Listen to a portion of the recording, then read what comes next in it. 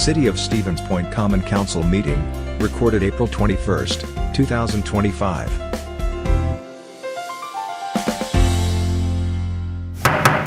At 7 o'clock, we'll call the regular meeting of the City of Stevens Point's Common Council to order. Could I get a roll call, please?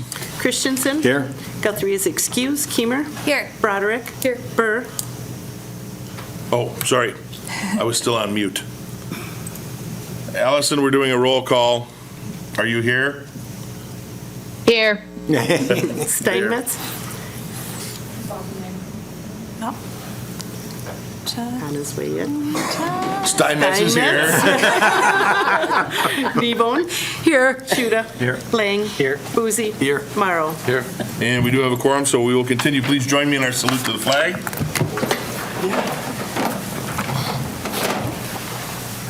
I pledge allegiance to the flag of the United States of America and to the republic for which it stands, one nation, under God, indivisible, with liberty and justice for all. Sorry, I'm here. Go ahead. Usually it's Dean. Punch me, whatever you need to. Thank you all for coming out tonight. We do have a rather lengthy agenda, but there's a few things I wanted to talk about. Spring is in the air. Snow's getting melted. We're seeing all of the garbage that winter's left behind. Let me assure you that we have street crews out, not only filling the potholes, but street sweeping. It's just there's an awful lot of it. We've got 300 lane miles of road in the city. The potholes this time of the year are very challenging to fill in any sort of permanent capacity because of the goofy weather. As you know, it's been raining and cold and then a little warm, and you have a nice day, and then Mother Nature kicks you again and you're back to cold and rainy.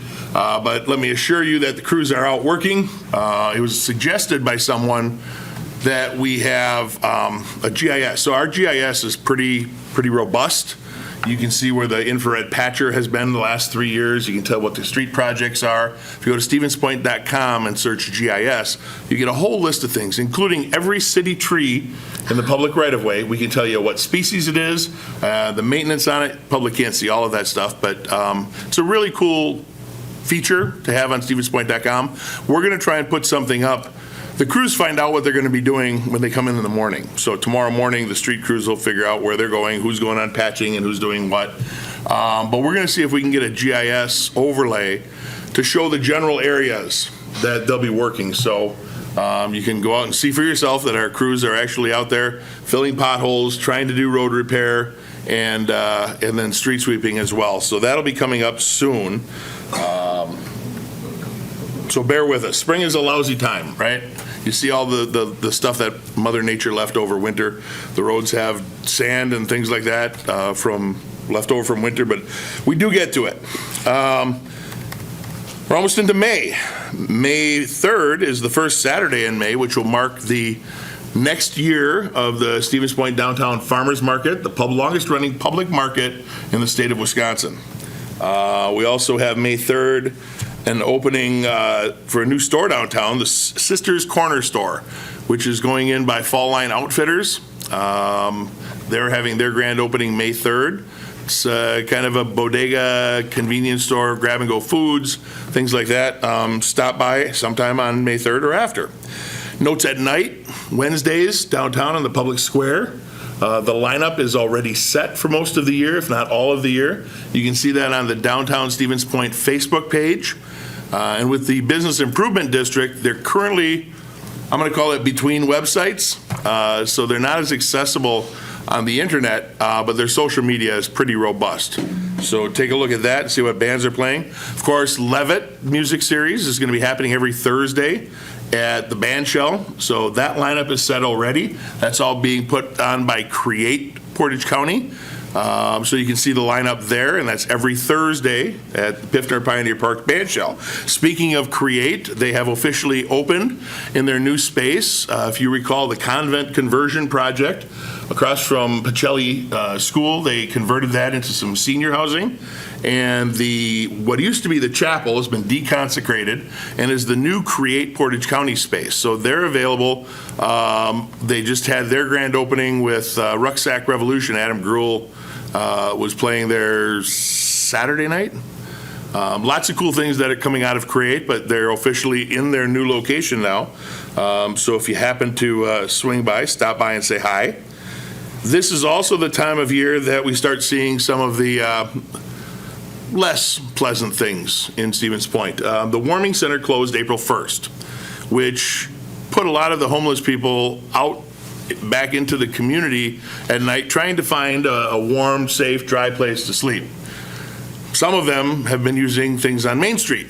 The transit hub, I know, is one location. Some of the storefronts, the entryways to the storefronts to get out of the rain and the cold. If they're on private property and the business owner does not want them there, they can call the police department, non-emergency number 346-1501, and we will address it as such. Many of the times, they're not doing anything illegal. No different than you or I sitting on a bench downtown all day. If we want to order a pizza, we can do that. If we want to keep our backpack next to us or a sleeping bag next to us, there's nothing wrong with that. However, if there's doing something illegal, and that could be littering, I've heard people yelling comments at passerbys, if they are vandalizing or worse, those are things that we can address regardless of who it is. If you see that happening or witness that happening, contact the non-emergency police number 346-1501. We do have resources to address the illegal activity if there is anything going on downtown. With that, there's other things that we're trying to do as a community to help address homelessness. As I said, the warming center closed. It's open until April 1st, and that closed. The Franciscans downtown is one of the resources that those people use. The free Wi-Fi at the library is another big resource that they use. So the prevalence downtown is pretty significant. Monroe House has now opened. They are providing transitional housing and programming for people that are having addiction issues or other problems.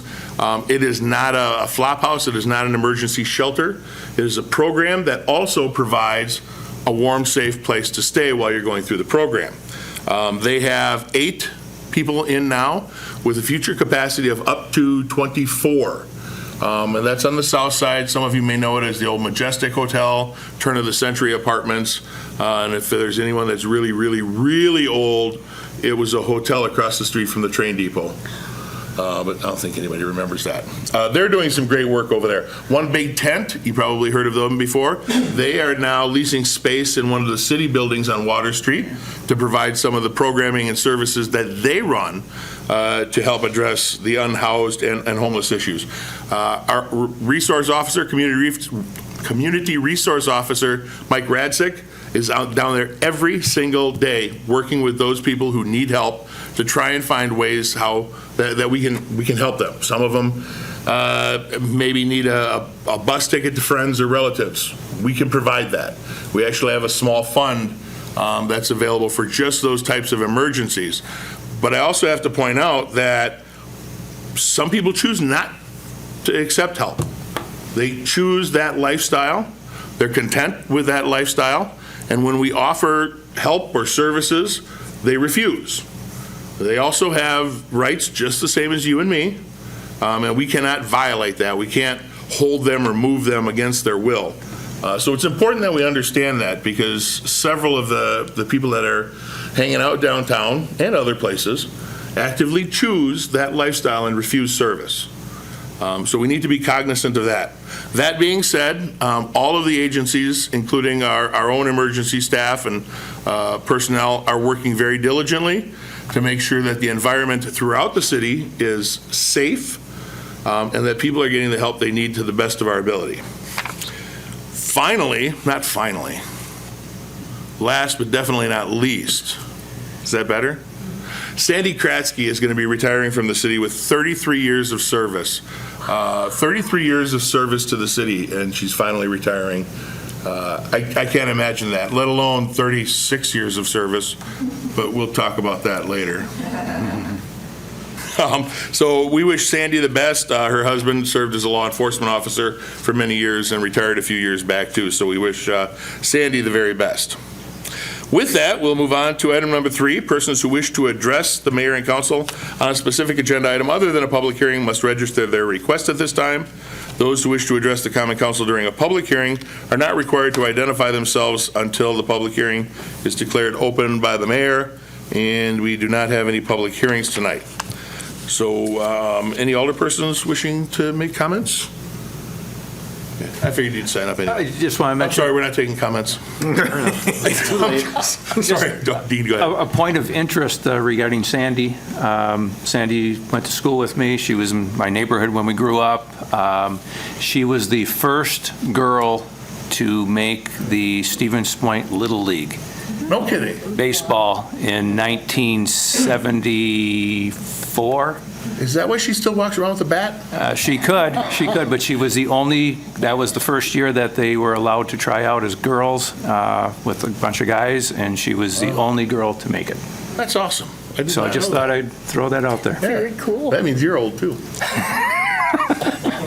All right, item number 4, persons who wish to address the mayor and council for up to 3 minutes regarding a non-agenda item. Andrea Olson.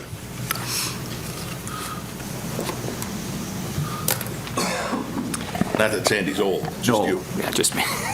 Andrea Olson, 410 Franklin Street. I had 3 different things that I wanted to talk about quickly. One of them is something that's going to come up in tonight, which is the relocation of the city offices. And back in March, Mayor Wiesa had said in an interview that there would be a public discussion occurring in April. And then on March 21st, he said, I expect the next time we meet about this, it will be an open session. He added that the County Space and Properties Committee is expected to discuss the matter, indicating that the location is a county-owned building before the city's discussion. There are 2 things that are occurring in private session tonight. One of them, it says that it might be about that building, and there still has not been any discussions about it with the public, and there's a possible vote afterwards. But just reminding you that you did say to the community that the community could be involved with that. Another thing is the Great Lakes building. There was a study that was done for $75,000, the city paying $35,000 on that back in October of 2023. Where are the results of that study? The bid has been told that they'd see some results, and it still has not been discussed. And then when you're looking at everything that's happening downtown, you still have a convention center there. We're paying $50,000 to $20,000 in just utilities each year. Why isn't that building listed as being rentable right now? We're looking for ways to get money to pay for anything, pay for a city administrator. There's a way to pay for it. Like, why are we sitting on vacant buildings? Then the other thing I wanted to discuss, I couldn't make it to the Xenoff or Gerke Park meetings at all because I was doing some other things. This is a good example of when preemptive work could have been done, because think about all the staff hours that have now gone into this because a plan was presented, money was spent to design that plan too, to then just have a huge public uproar. So now you have all those staff members having to take all those calls, and then the plan that was created also was like, it is going against the historic preservation plan, and it's our mayor's responsibility in his job description to be working with these departments. Like, how could you have that happen in one area where Adam spent over a year helping create that plan, and then in another area, the Parks Department pretty much is like, oh, oops. And then now, an after the fact survey goes out that's trying to like, okay, we do want the community involved. And the questions are you for this in one question? Are you against this? Not even a Likert scale, and they couldn't even figure out how to really explain how they're going to tally how people are for or against things there. A Likert scale lets you know, okay, do I like cheese? no, I'm very against cheese, I'm in between, I could go either way, or I'm very for something. You can take that data, that's quantifiable, that is great data that you have, and you can then see how people are for or against something versus I'm just for, I'm against. Now you have a little space to write where your character limit is so tiny that you can't even explain your feelings on anything above. So in the future, let's get the community involved first before putting out big plans like this, so then you can have good feedback and save staff time and money. Thank you, Andrea. I need to point out that when an idea comes forward, the plan is to get community involved. We have to have a starting point, though. We can't just walk into a room and say, okay, what do you want? So we take feedback, formulate a starting point, then we take the public input, have the public meetings, do the survey. The survey was not an afterthought. That was part of the process all along. And how can anyone not like cheese? I understand if you're lactose intolerant, but you probably still have an affection for it. Regardless, Liz McDonald.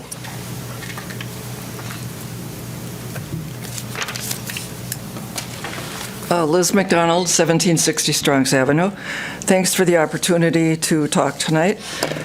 What motivated me to come in was this article that I saw in the Tuesday, April 15th, Stevens Point Journal. And it was kind of surprising to me because I hadn't seen much about the city's downtown targeted master plan for the riverfront portion since 2019 when all this was first developed. I attended the meetings in 2019 when these plans were first developed, and I voiced my concerns at that time and will do so again tonight, even though apparently I don't think this is really an issue at this time.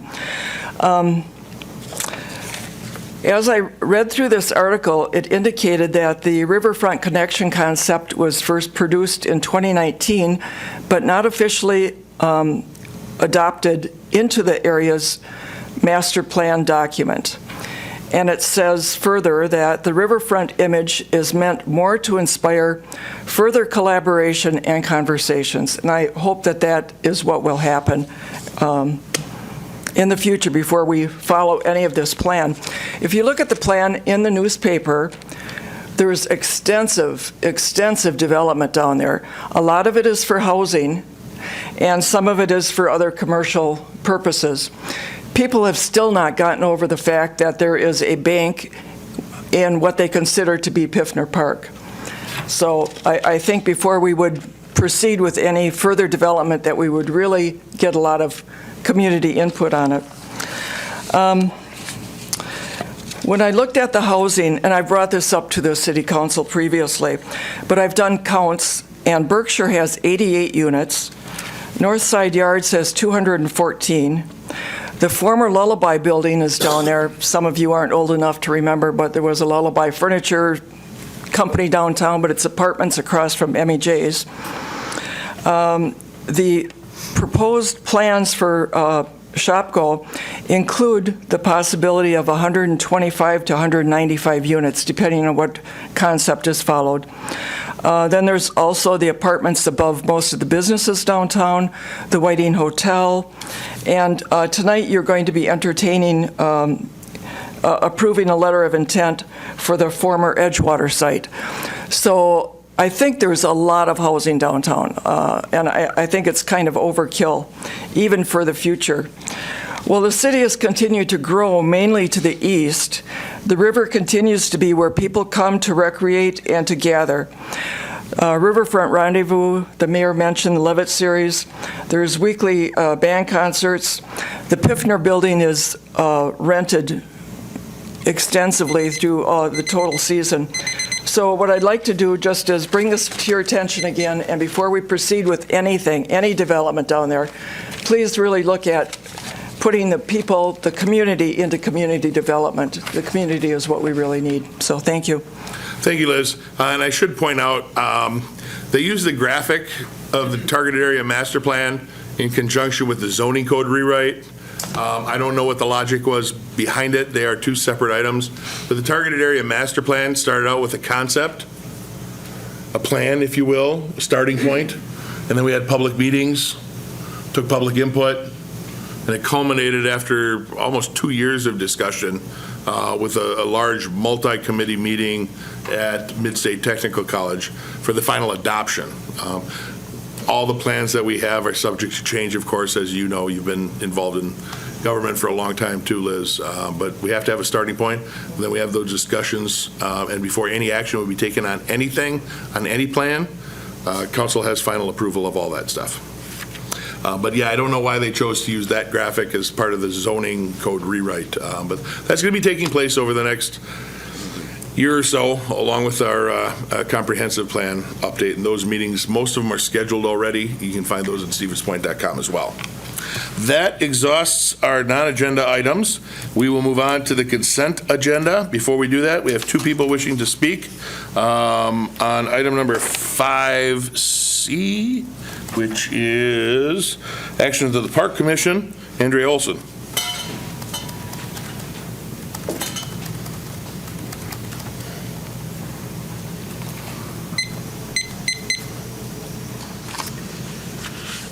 $5C is pretty much discussing, or it was the $19,000 or $19,400 for doing downtown maintenance. And there were a couple questions asked during that meeting, but there wasn't very much information there. This is what was, you had to try to figure out how the cost for the past years for this downtown maintenance go about, because they didn't take the time to put them on the same page even. There wasn't a map to show what areas actually are part of the downtown maintenance area either.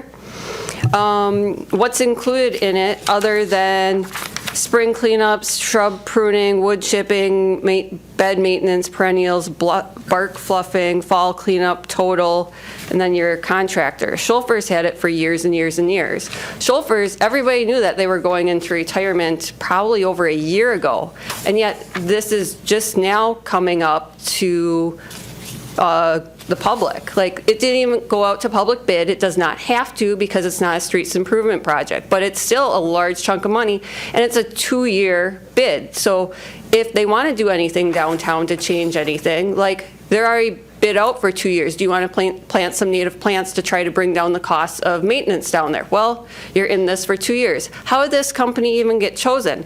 The bid was sent out to 5 companies. Within about 15 miles of Stevens Point, there's over 20-some landscaping companies. And then, okay, some of this is trimming the trees, the arborist.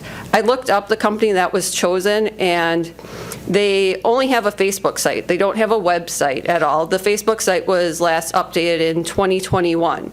Do they have an arborist there? Or is our city arborist going to have to be making sure that all the trees are then trimmed appropriately? We can do better than this. Why are we, when you look at the amount of land that's downtown in what I assume might be the area that we're covering for downtown maintenance, like, it adds up to less than one of the boulevards between Chase Bank and the city, or the square. Like, when you look at all the green spaces, because Goose is responsible in their license agreement to take care of a large chunk behind their area, plus where the garbage cans are.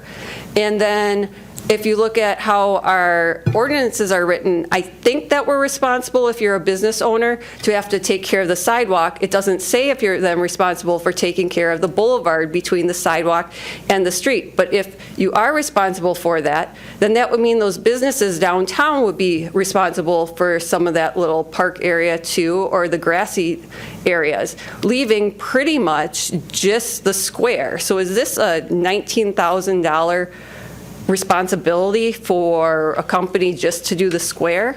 And if it is, why aren't we handing this off to the bid? The bid is supposed to be downtown, revitalizing everything. Give them the money to then let them determine, okay, do we want to get volunteers down there? How can we involve, like, different organizations that do native planting? Why aren't we giving them that money? Because if they have that money and they're told, here's $20,000, figure out how to maintain downtown in those areas to revitalize it.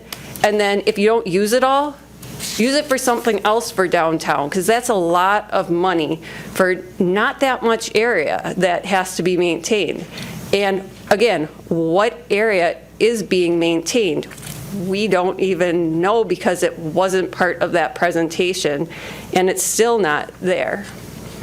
So I hope that in the future, like, let's get some native plants there. Let's get native plants anywhere in the city. Let's cut down on the amount of mowing we have to do each year so that we have those cost savings where we don't have to be buying mulch, because we also make our own mulch. Why are we paying for mulch from other companies to bring them in when we have our own mulch? Like, there's so many little cost savings that we can do together as a community to better downtown, and we aren't doing those things, and I don't know why. Like, I'd like to see that and understand why. Andrea, at any time, you can ask those questions. Parks Director's available. Send me the emails. If you're not getting a response, just send me the emails, like I've asked before, and I haven't gotten anything that shows you've done any of this stuff before. Oh, yeah. So our mulch is just ground up wood chips. We don't know what's in it. There could be invasive seeds, there could be any number of things. As a matter of fact, there's a piece of metal sitting in Dennis Laidlaw's old desk that went through the wood chipper. So these are not good mulch wood chips. Other spots, though. Beg your pardon? You already use it in other places, and you give it away to community. We give it away for anyone who wants a chance using it. Absolutely. You have any questions, Andrea? You know the department heads. You know how to get a hold of them. We can answer your questions to the best of our ability. Maybe not to your satisfaction, but to the best of our ability. If you have questions, Director Kramer's office is going to be open tomorrow morning. Troy Hanatsky. 5J, which is minutes and actions of the Public Policy General Government meeting of April 14th. Well, I don't know quite how hi, Troy Hanatsky, 912 Main Street on Graffiti Sports Pub. I wasn't sure if it was actually 5J. It's actually maybe item 18 on the full agenda. I just referenced agenda 5J because that's where the action happened for the food truck ordinance. You want to just talk about the food truck ordinance? Yeah. So you don't want to say anything to this one? Nothing specific about 5J, That's I fine. guess. We'll get you on for item number 18. Okay. Not a problem. Thank you. All right, with that, no more discussion items, no one wishing to speak on the consent agenda, so I'd be looking for a motion. Motion to approve the consent agenda, please. Thank you. And I'll second. Seconded by Christensen. Discussion? Comments from the audience? Before we vote, I want to say that almost all of our meetings are recorded, and the public is welcome at every single one of our meetings. If you have questions about what's going on, what's happening, attend the meetings. Call the directors, call any of the commission members or alderpersons. We will make sure you get the answers you need. Hearing no further discussion, if you're in favor of the consent agenda, vote yes. If you're opposed, vote no, and the clerk will call the roll. Christensen. Aye. Keemer. Aye. Broderick. Aye. Burr. Aye. Aye. There you go. Steinmetz. Aye. Kneebone. Aye. Shuda. Aye. Lang. Aye. Boozy. Aye. Morrow. Aye. And that is approved. Item number 6 is on page 46 of your packet. That's a letter of intent for redevelopment of the former Edgewater Manor site. We've been approached by a developer. Chris, you want to take this one? Yes, sir. This item is just for information only. We were approached by a developer regarding the Edgewater Manor site. Wanted to keep the council informed that we are taking action as best we can to promote the site for redevelopment. We were approached by several developers, maybe late 2024, but no secured interest within the site after our last request for proposals until we received interest again this spring. So we look forward to working with Pelton Builders for a proposal for the site, and hopefully we'll have a proposal to evaluate with you all. And this gives them the right of first refusal for 6 months, right? Right, they have some security for 6 months that we won't entertain work with another developer, and just so they can put together a site plan and have that reevaluated by staff before the council. And basically, that's what we're doing. We're reserving that site for them to do their due diligence for a period of no greater than 6 months. Any questions or a motion? It's always that awkward silence right there. I thought it was a no action. It was just for information. The letter of intent, we'd like the council's blessing on it, just to make sure that, yeah. I mean, we have already signed that, But we want to make sure that the council is on board with it. If there were any objections, we'd want to know now. So I would move approval, Mr. Mayor. Should have moved, Christian seconds. I'll second. Christensen seconds. Any discussion?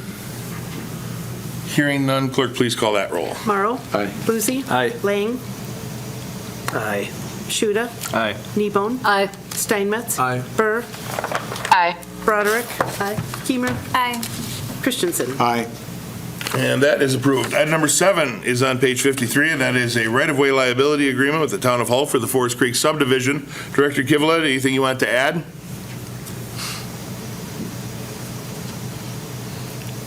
Yeah, thank you, Council. Attorney Beveridge, myself, and Dave Wills with the Town of Hull have been conversating on possible small adjustments to this, document that you have in front of you. One of those, or the primary being, just adding a note in there how we would like all construction traffic that is going to be overweight and would exceed the township's weight limits to use the traffic route or the road route of Highway 10 to Burlowski and then up to either Forest Creek Road or Gala Road. So just clarifying that pathway within that document. So Attorney Beveridge was agreeable to that change. We're making that slight amendment. We'll run it by the town again and then would hopefully have all the blessings, but we'd be looking for your approval with those small changes that would not be impactful to the overall agreement. Thank you. Thoughts, comments, or a motion? I'll move to approve with the recommendations by staff. Thank you. I'll second. Seconded by Christensen. Discussion? Hearing and seeing none. Comments from the audience? All those in favor will signify by saying aye. Aye.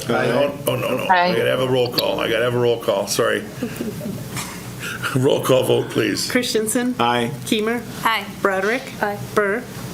Aye. Steinmetz. Aye. Kneebone. Aye. Shuda. Aye. Lang. Aye. Boozy. Aye. Morrow. Aye. And that's approved. Thank you very much. I apologize. I'm probably it's the meds for this throat thing that's still going on. I don't know. I'm not quite there.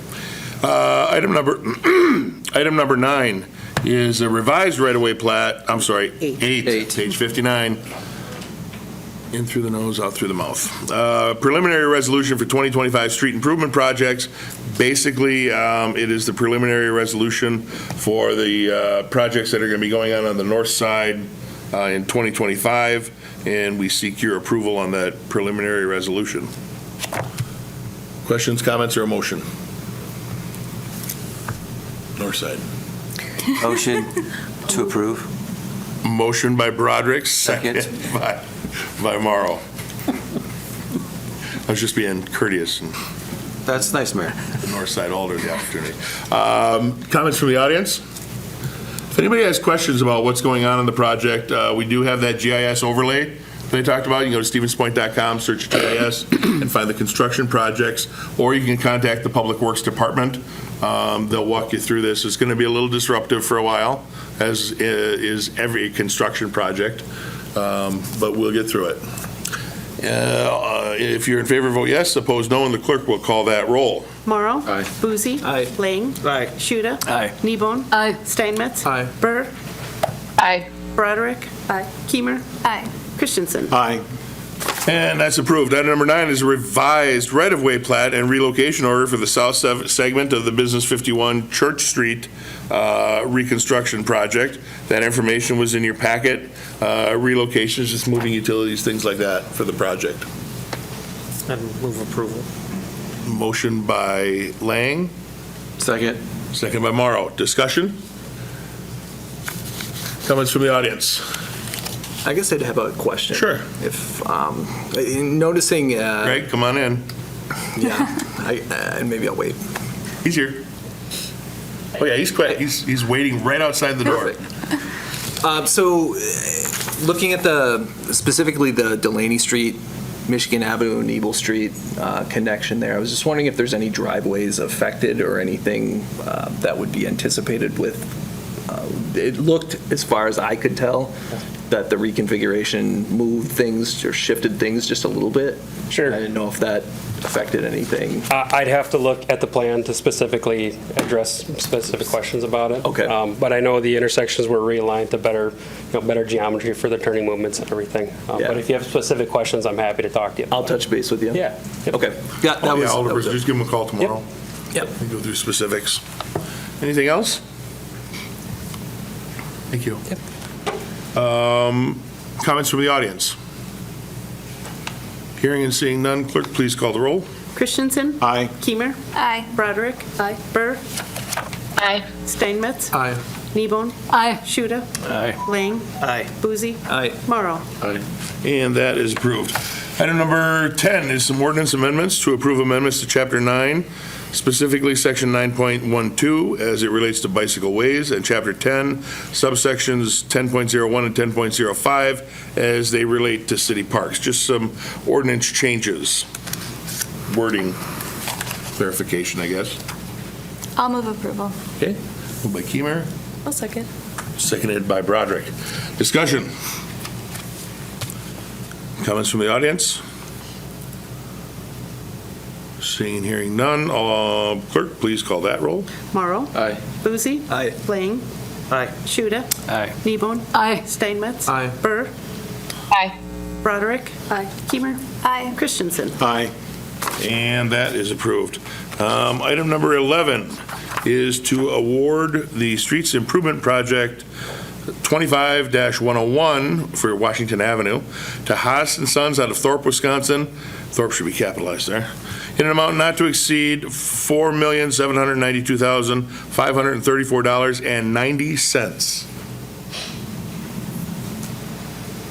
I will move approval. Thank you. Is there a second?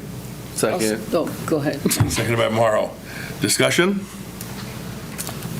Comments from the audience? Seeing none, clerk, please call a roll. Christensen. Aye. Keimer. Aye. Broderick. Aye. Burr. Aye. Steinmetz. Aye. Kneebone. Aye. Shuda. Aye. Lang. Aye. Boozy. Aye. Morrow. And that's approved. Item number 12 is to award the street improvement project 25-102 Madison Street to Switlick Sons out of Athens, Wisconsin, in an amount not to exceed $3,811,709.50. Motion to approve. Thank you. I'll second. Seconded by Kneebone. Discussion. Comments from the audience? Seeing and hearing none, one more roll call, please. Morrow. Aye. Boozy. Aye. Lang. Aye. Shuda. Aye. Kneebone. Aye. Steinmetz. Aye. Burr. Aye. Broderick. Aye. Keimer. Aye. Christensen. Aye. And that's approved. Item number 13 is a resolution, request from Adam Sandstrom representing FFH Holdings LLC to amend the Stevens Point Comprehensive Plan. The request amends the future land use designation of an unaddressed parcel bounded by Hoover and Heffron with the parcel identified in your packet from commercial, office, or multifamily to residential. Motion to approve. Thank you. Is there a second? Who's the second? Okay, there we go. And Steinmetz is a second. Discussion? We talked about this last week. A lot. Yes. And at Plan Commission. Yeah. Any comments from the audience? Seeing and hearing none. Clerk, can we get a roll call? Christensen. Aye. Keimer. Aye. Broderick. Aye. Burr. Aye. Steinmetz. Aye. Kneebone. Aye. Shuda. Aye. Lang. Aye. Boozy. Aye. Morrow. And that is approved. Item number 14, related, another request from Adam Sandstrom representing FFH Holdings. This to rezone that parcel from M1 Light Industrial District to R3 Single and Two Family Residential District. So moved. Motion to approve. Second. I'm sorry, where'd that come from? Sam? Lang, seconds. And discussion? Comments from the audience? Seeing and hearing none. Clerk, please call the roll. Morrow. Aye. Boozy. Aye. Lang. Aye. Shuda. Aye. Kneebone. Aye. Steinmetz. Aye. Burr. Aye. Broderick. Aye. Keimer. Aye. Christensen. Aye. And that's approved. Item number 15 is a request from Adam Sandstrom, representing FFH Holdings, for a final subdivision plat review for the proposed subdivision at the unaddressed parcel bounded by Hoover and Heffron, consistent with Chapter 20.05, Sub 2. So moved. Moved by Morrow, I'll second. seconded by Nebo. Discussion. We talked all about this last week. And the week before. And at planning. and so on. Comments from the audience? Hearing none, clerk, call that roll, please. Christensen. Aye. Keimer. Aye. Broderick. Aye. Burr. Aye. Steinmetz. Aye. Nebone. Aye. Shuda. Aye. Lang. Aye. Boozy. Aye. Morrow. Aye. And that's approved. On page 82, you'll find item number 16, which is an ordinance amendment, a request from the city of Stevens Point to amend chapter 22.04 of the Revised Municipal Code. The request outlines approval process for historic structures, properties, and districts to be nominated on the state and national register of historic places. Basically, the language change gets us in compliance with those state and federal requirements. So moved. Sorry, Sam. Alderperson Lang moves. Second. Seconded by Steinmetz. Discussion? Yes. I'd like to offer a friendly amendment, but I'd like to discuss it first to see if, it seems to me that if we are required to submit letters from the commission and the mayor to make a determination on whether a particular building or unit or whatever meets the criteria, what happens if there's a disagreement? Who settles that argument? Whose letter prevails? It seems to me that since most everything that is done is subject to the council approval, perhaps we should put some language in there that says if in the rare event that the two entities, the Preservation Committee and the chief elected official disagree, that the majority of the city council could also submit a letter supporting whichever side they felt was the right way to go. And I don't think it would happen at all, but in the off chance that it does, just to say something like, and the council may take the opportunity to submit their own letter of support for either side. Yeah, I don't think that's going to affect it. If the event, unlikely event, that there be a discrepancy, it doesn't say whether historic preservation or the mayor approve or deny it. It says make a recommendation or determination on whether it meets the criteria. I think it would be easy enough. Adam's not here, but I don't think it's going to affect the requirements. That the council may also weigh in on the same sort of thing. So if your friendly amendment is that the council may also make a determination on whether a proposed nomination meets the eligibility criteria for listing on the National Register of Historic Places, I think we could put that out there. A letter would be submitted under the signature of the president of the council, approved by the majority of the council. So it wouldn't be some random that one alder could do. It would have to be a council action to go forward. So I would offer an amendment to the motion to add language that allows. That's what I just did. See, well. I read the whole thing. Okay, we'll go with what you said. You want me to read it again? No, that's all right. If that's the way it says, yeah. Yeah, let's go basically with where that. it says require the mayor of the city of Stevens Point and require the city's Historic Preservation Design Review Commission. Yes. It would say the common council of the city of Stevens Point may make a determination on whether a proposed nomination meets the eligibility criteria for listing. That way it doesn't require you to do so. There you go. But you can do so at any one of these. That sounds pretty And that good. would just be- I think that, so I would. Do we have a second to that amendment? Mayor, I think they have. That's already in that email that got sent to Adam, if there was a disagreement. It just says they can both send a letter. That's still a. No, the email says they both can. This would give Yes, give the historic. council- So to clarify, we don't need to do this. Right. If there is a discrepancy, the State Historic Preservation Office will make the determination themselves. I want to reiterate, though, that it doesn't hurt anything Right. to have the council add a letter with their opinion as well. And the council may want to, even on a case where it's both in agree, we may want to say, yes, we also think this is a phenomenal Absolutely appropriate. idea. So it gives the council some opportunity to have some input in that process. I think that's completely So, appropriate and very warranted. Do we have a second to that motion? I'll second. Thank you. We're talking only about the motion now. The motion to amend is just adding that phrase that the council may also weigh in using the same language, and we'll just make that adjustment in the change. Okay, comments from the audience? Only on the motion. All those in favor of the motion, voice vote, say aye. Aye. Any opposed? And that carries. Now, on the original motion as amended, we have a motion and a second on that, correct? Yes. Okay, any discussion on the motion as amended? Comments from the audience? If you are in favor of the amended motion, vote yes. If you're opposed, vote no. And Clerk Yenter will call the roll. Morrow. Aye. Boozy. Aye. Lang. Aye. Shuda. Aye. Nebone. Aye. Steinmetz. Aye. Burr. Aye. Broderick. Aye. Keemer. Aye. Christensen. Aye. And that is approved. Item number 17 is a resolution, a request from Michael Bieniek, representing Feral Gas, for a conditional use permit to construct a wireless communication tower on the property located at 3315 Wayne Street, consistent with Chapter 23.02, Sub 4, Sub D, Sub 3. And Bob, I can't read the spelling of your last name. Gagan, G-A-G-A-N. G-A-G-A-N. Point of order. Yes. This public hearing was already heard before the Plan Commission and closed. This is about a resolution. I don't feel that testimony from a competitive tower company should be heard this evening.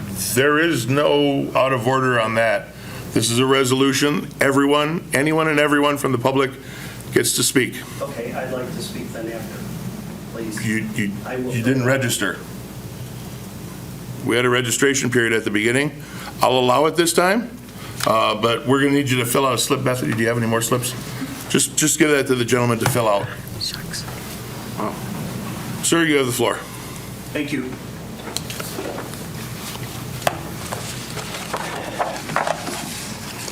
Good evening. My name is Bob Gagan. I'm an attorney at Conway Olenichek in Green Bay, and I represent SBA Communications, which owns the tower approximately a quarter mile from this proposed tower. I just wanted to bring up a few things to you. I sent a letter to, or my client drafted the letter.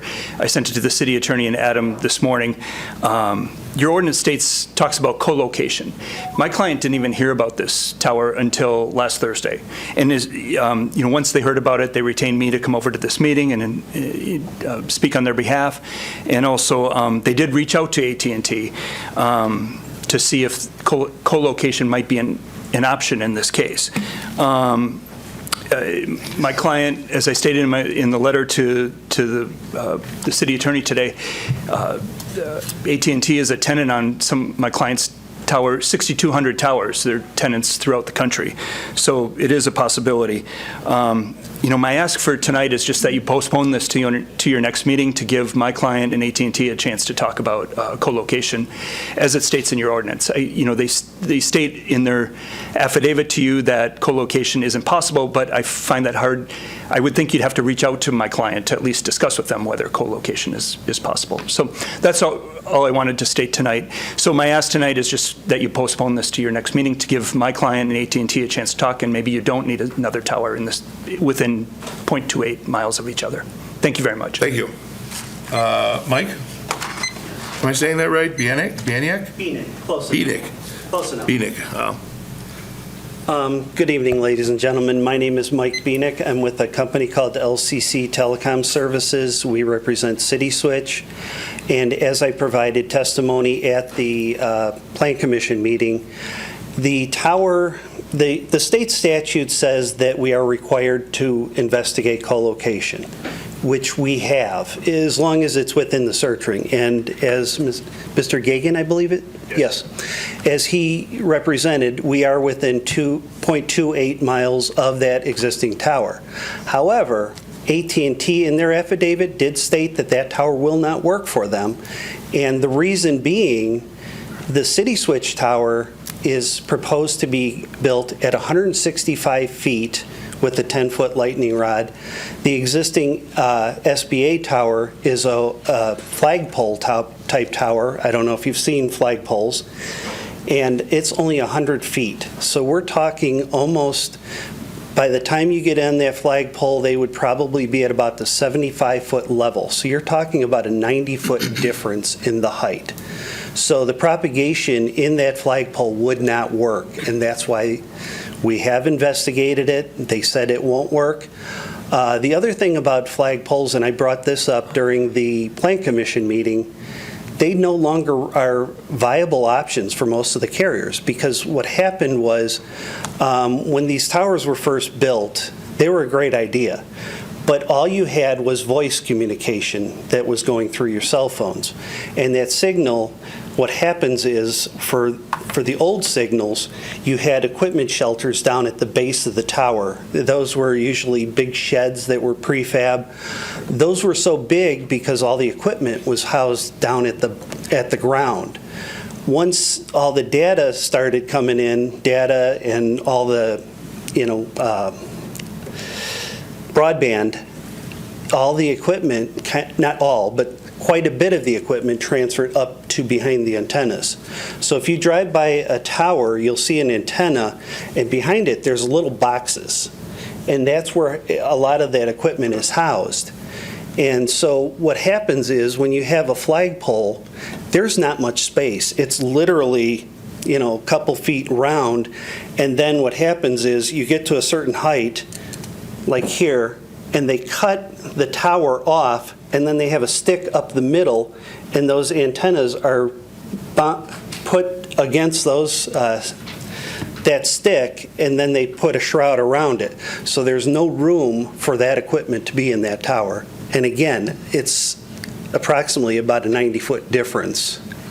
So we've provided the application with all the materials that meet the criteria for approval based on the Wisconsin State Statute, based on the city's ordinance, and I don't feel as if there's any need for a discussion between SBA and AT&T.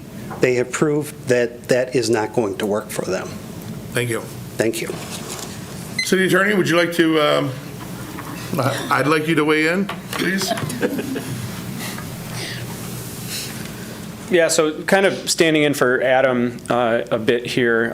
This is something that he handled mostly. I've had some conversations with him about this general topic, because the law did change in Wisconsin somewhat recently with regards to these types of towers. So you do have this is the co-location rules. It's a little bit of a reversal of what you typically see in terms of city council prerogatives.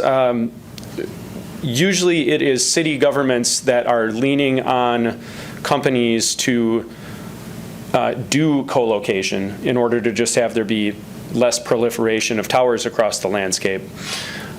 These statutes that were changed are basically putting some restraints on cities in terms of their ability to compel co-location. So part of that, and sort of the main part that's already been referenced here, is that along with the application, there needs to be a sworn affidavit saying that that is not feasible for several different types of reasons, which you just heard. So usually it's not somebody coming and saying, city, would you please not approve this new tower? So it's a little bit strange in that regard. But I did pull up the application materials from the Plan Commission agenda while we were sitting here, and everything looks to be in order to my opinion and my understanding of the law. And essentially we don't have anything in the record here to undermine the legitimacy of the statements that were made in that sworn affidavit. So while some arguments could be made that a postponement is not entirely out of line, I haven't had a chance to look at, sometimes with these types of approvals, there are what usually we refer to as just like shot clock statutes, where it's like, if you don't take definitive action on these things within X number of days of their submission, they are deemed approved. I'm not sure if there's anything actually present in this particular situation like that. However, I think just postponing it at the request of, let's be clear, a competitor who would very much like to gain revenue rather than having someone else build their new tower, I'm not so sure that that would be appropriate under the statute. Thank you. Okay, with that, we have a recommendation to act if we feel appropriate. Yes. Since it's my district. Okay. I heard all the discussion at the Plan Commission. It was approved. I'll move approval of the conditional use permit to construct a wireless communication tower at 3315 Wayne Street. It's right next to the railroad tracks. You couldn't find a better place to put something that will not disturb anybody. So move approval. I'd second it. Seconded by Lang. Discussion? Okay, any additional comments from the audience? Hearing and seeing none, clerk, please call the roll. Christensen. Aye. Kimmer. Aye. Broderick. Aye. Burr. Aye. Steinmetz. Aye. Kneebone. Aye. Shuda. Aye. Lang. Aye. Boozy. Aye. Morrow. Aye. And that is approved. Item number 18 is an ordinance amendment, page 87 of your packet. That is section 12.18, food trucks and carts on city property and right-of-way. Section 12.10, refreshments, food and refreshments in city parks. And the creation of 24.27, sub 3, sub B, sub 10. We did have 3 people, Jackie Barlow, Pat Barlow, and Kenny Barlow, that registered against, but not speaking. And we have Troy, who wishes to speak.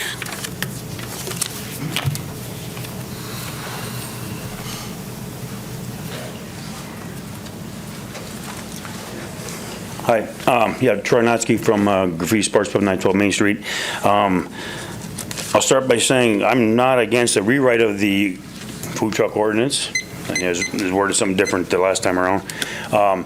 I just think that needs to be some understanding on the conditions in it and not to litigate every nuance that's in it. I met with Logan on Thursday, City Attorney Logan on Thursday, after reading on in Tuesday, and well, actually Tuesday night, Wednesday, when the government body approved the new version or the new ordinance, the rewrite of the new ordinance.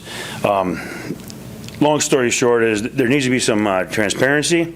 I think the Downtown Association, the bid board now, which is basically the old Stevens Point Alliance,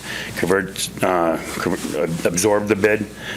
For many years as a president of downtown, we did things to keep food trucks out of our downtown and using our public parking spaces to create revenue for themselves and then to take away the revenue stream for the bricks and mortars restaurants downtown and the revenue stream for the parking that's being taken up by the food truck itself. And these food trucks are bigger than one space. They're going to take up 2 spaces or maybe even 3. I did have a nice conversation with Logan about some protections in there for like with those that have restaurants that have the license, sidewalk cafe license. So he did do a rewrite on the second version that he just sent out. That was in your packet for today. That helps me because I have a sidewalk cafe license. It doesn't help every business, doesn't help every restaurant, doesn't help any business that may be parked directly in front of their jewelry store, doesn't affect in front of a clothing store, in front of any other business that may sit there and park and take up the customer parking space for an entity that's creating their own personal revenue. The current licensing fee is $50 in the city. What's the license fee going to be for this new ordinance? I think we need to slow down on this. I think it needs to go out for some, if you want to say survey, talk with the bid district. Bid district doesn't know, as of I talked to Logan last week, bid district didn't even know about this, yet Logan wrote their name in here as giving them authority in, if you read the section, or with, so basically it's like where food trucks were prohibited or when they can be used, or with the permission from the Downtown Business District and District Board. So at that point, that was written in there and they weren't even aware of this yet. So I don't even know how that's even doable. I do agree it should be rewritten. The old ordinance had a bunch of language in there that was already covered by the fire code, was already covered by the health code, and it was kind of muddied up. So I think we need to slow it down. I don't think there should be action on this tonight. I think it should be parked, so to speak, and meet with the property owners who are paying the property tax, who are paying the bid to be here, and see if they want the food trucks in downtown. This is our chance now, because if you're rewriting this ordinance, this is our chance to now clean this up once and for all. And without all that other public input from the taxpayers in the downtown bid, those that pay directly to the bid to keep the bid alive, I don't see how we can go forward with approval on this tonight. Troy, I know you've been in contact with a lot of the businesses downtown in relationship to this. What's been your feedback? None of them want it. None of them want it? Nope. You sure about that? They've all told you they don't want it. Your daughter did not respond to me. That's not who I'm talking about. Okay, your daughter didn't respond to me yet. Okay. That's not who I'm talking about. So they, all the business owners that you contacted said they're against it. I talked to 5, and one of them would like to say if there's events downtown, and I'm fine with events too. We're talking about Did they say they were property. against it? All of the businesses that you talked to, did they say they were against it? I'm sorry, I'm asking Troy. Okay.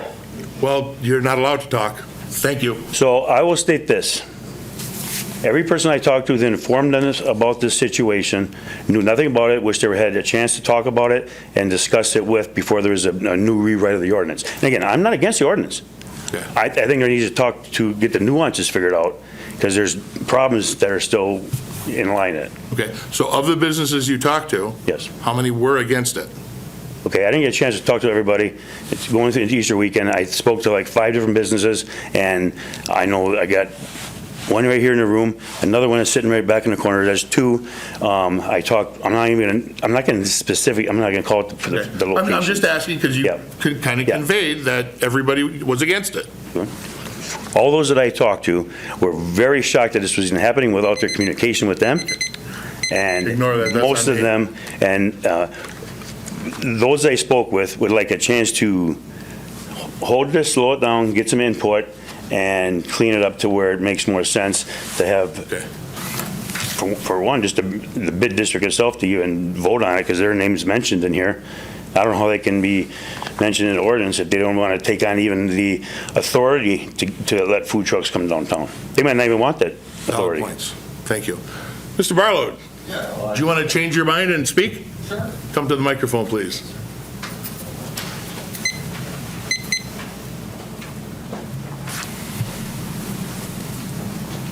Kenneth Barlow, 1101 Main Street.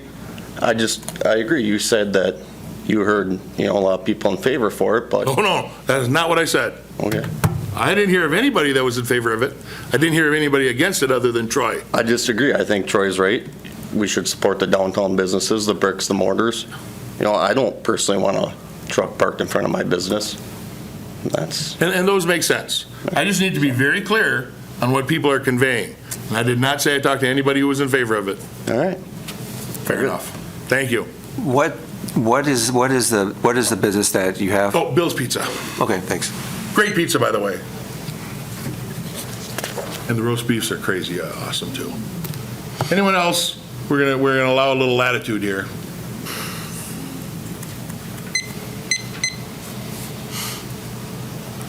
I've gone to some of the bid meetings down there. Address, please. I already did. 410 Franklin Street, Stevens Point, Wisconsin. Andrea Olson. Andrea Olson. I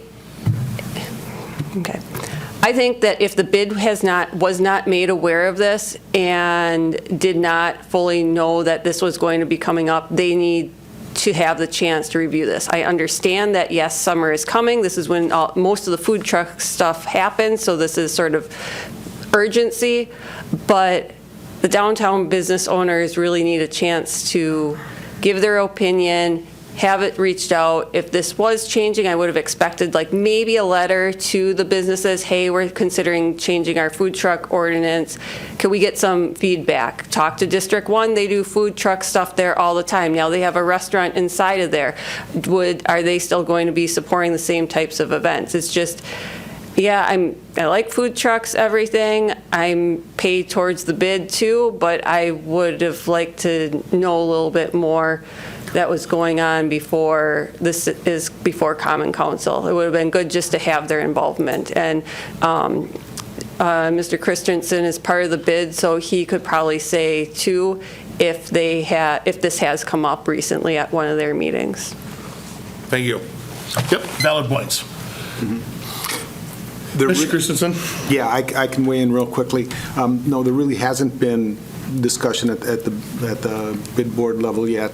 So it's my understanding the bid just has an oversight of one potential piece of the overall ordinance, because they're kind of like the oversight board for downtown. And I agree with that, but I also think that they could potentially be a conduit where the kind of the opinion of the downtown, because they're in constant communication too, so they might be able to kind of get the pulse of things and be able to provide some insight as far as what the general sentiment is. Right now, we know that there's a certain number that are vehemently against, but I think there's a large majority that haven't weighed in at all, and it'd be kind of, I think, helpful to get input from them as well. That makes sense. And you haven't had the opportunity to bring it up at any of the bid board meets early in the month, right? Yes. So it's probably before this even came out. And, yeah, exactly. That makes sense. Okay. Alder Lang? I was just kind of curious how this kind of thing would work. Troy, do you have a cafe license? We can't I'm just kind of engage. curious, like, it's the cafe, the outdoor dining thing, like. Graffiti's does have a cafe license. So I believe the Wooden Chair has a cafe license. Okay. All of that information is available through the clerk's office. So when the farmer's market goes on, you have an outdoor thing. We have food peddlers at our farmer's market. Are you 150 feet within that? Because that's kind of what I see is kind of like, okay, we got some wrinkles to iron out there. If you're a food. Farmer's market is a separate entity. It's not going to fall under the food truck ordinance. Right. It says you got to have both permits. That's food truck. Food peddler. Farmers market vendors still have to have a food peddler license. Right. But they're not going to fall under the food truck ordinance. Farmers market's exempt from this. Farmers market falls under the farmers market ordinance. Right. Food trucks would fall under the food truck ordinance. Okay. Food trucks are not allowed at the farmers market. Correct. But food peddlers are allowed at the Yes. farmer's market. And they'd be, okay, so. City Attorney? Hey. How you doing? How you doing? So, back in 1741, when I was on the city council, we created the current version of this, if memory's serving.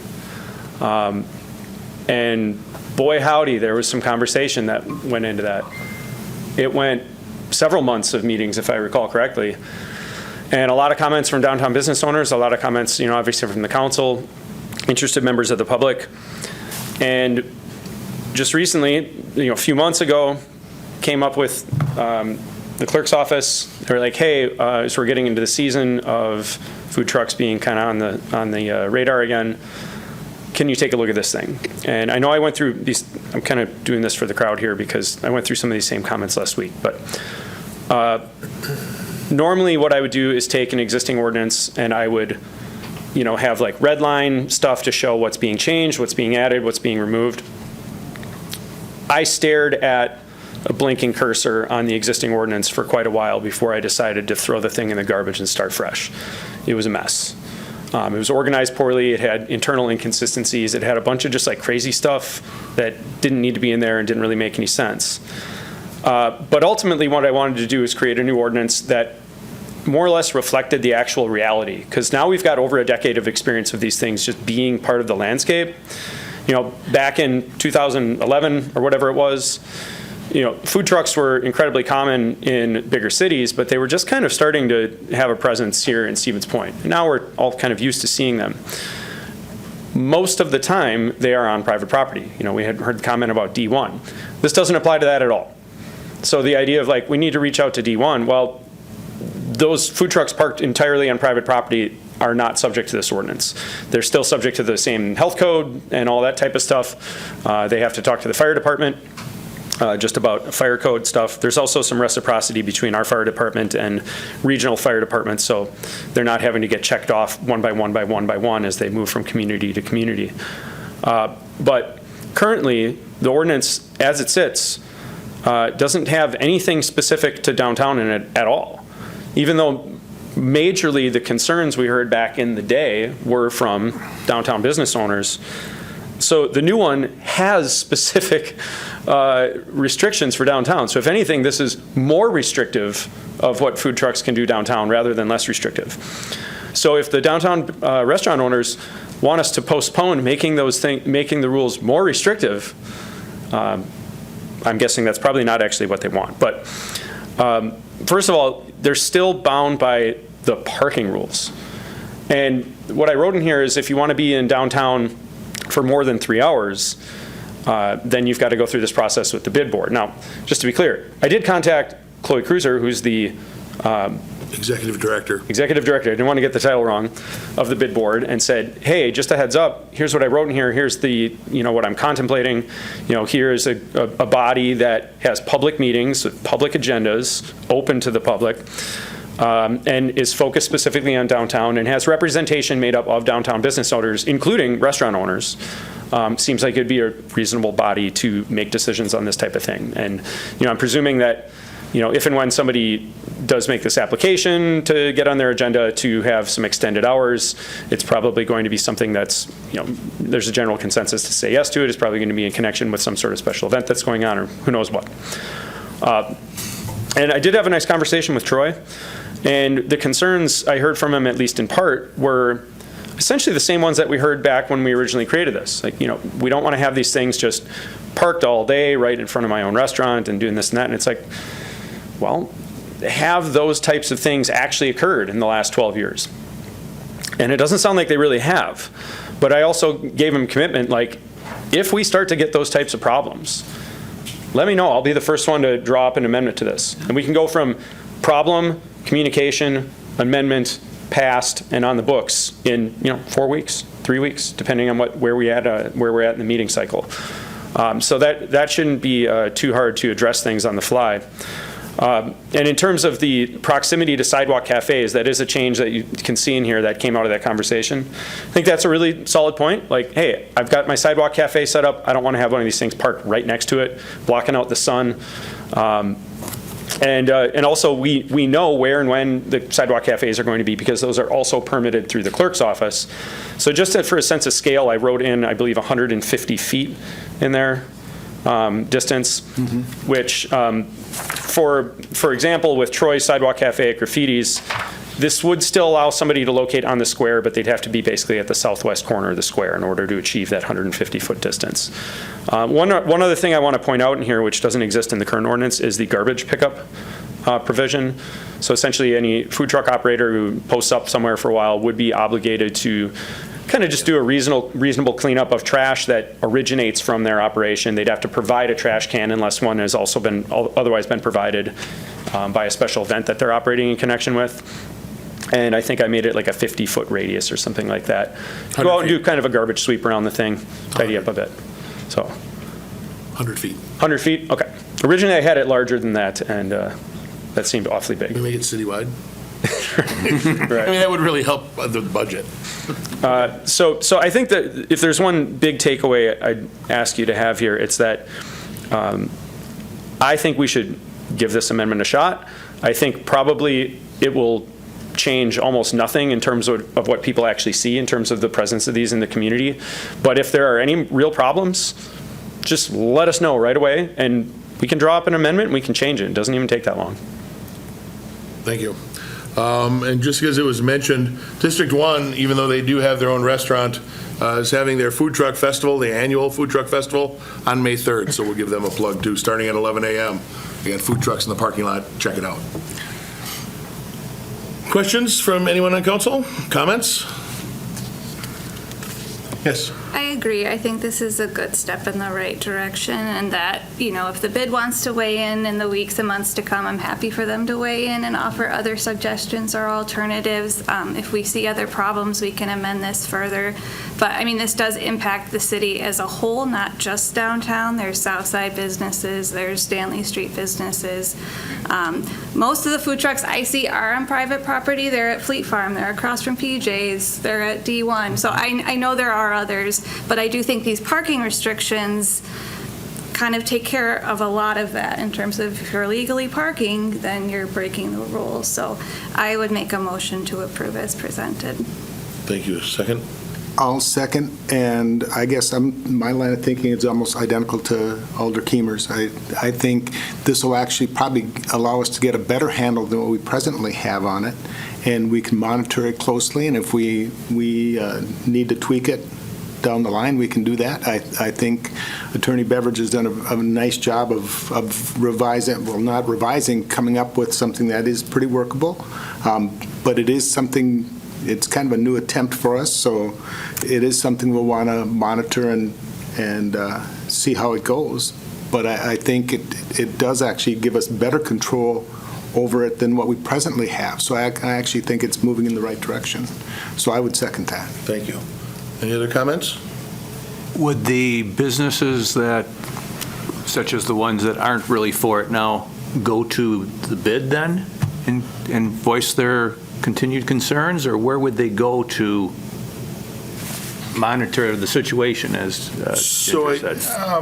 I would think that we've got a couple of alders that represent the downtown area. We've got my office, we've got the community development office, and of course the clerk's office, that if they see some sort of tweaking that needs to be done, that they would contact someone at city staff. The bid would also be an appropriate, but I think you'd be more direct coming right to the city with the concerns, or if they see something that needs to be tweaked. I think that makes the most sense, and then we'd review it as a body to see if we need to change it. I could be wrong, but I believe every parking spot on Main and Clark is 2 hours, restricted to 2 hours. Believe it or not, I get complaints about parking occasionally. So anything that would be in front of a business, even if they didn't have a cafe license, would be restricted to 2 hours, so it wouldn't even come to 3 hours, because they'd still have to adhere to the parking timed restrictions there. So, yes, sir. Can I ask how the square, not the parking around it, but the actual square is defined? I see in section 9, we're talking about road medians and safety islands. Is that would that be the? So this is pretty unique, but the Matthias Mitchell Public Square is actually platted as public property. So that definition is actually in the original plat for the city that Matthias Mitchell did.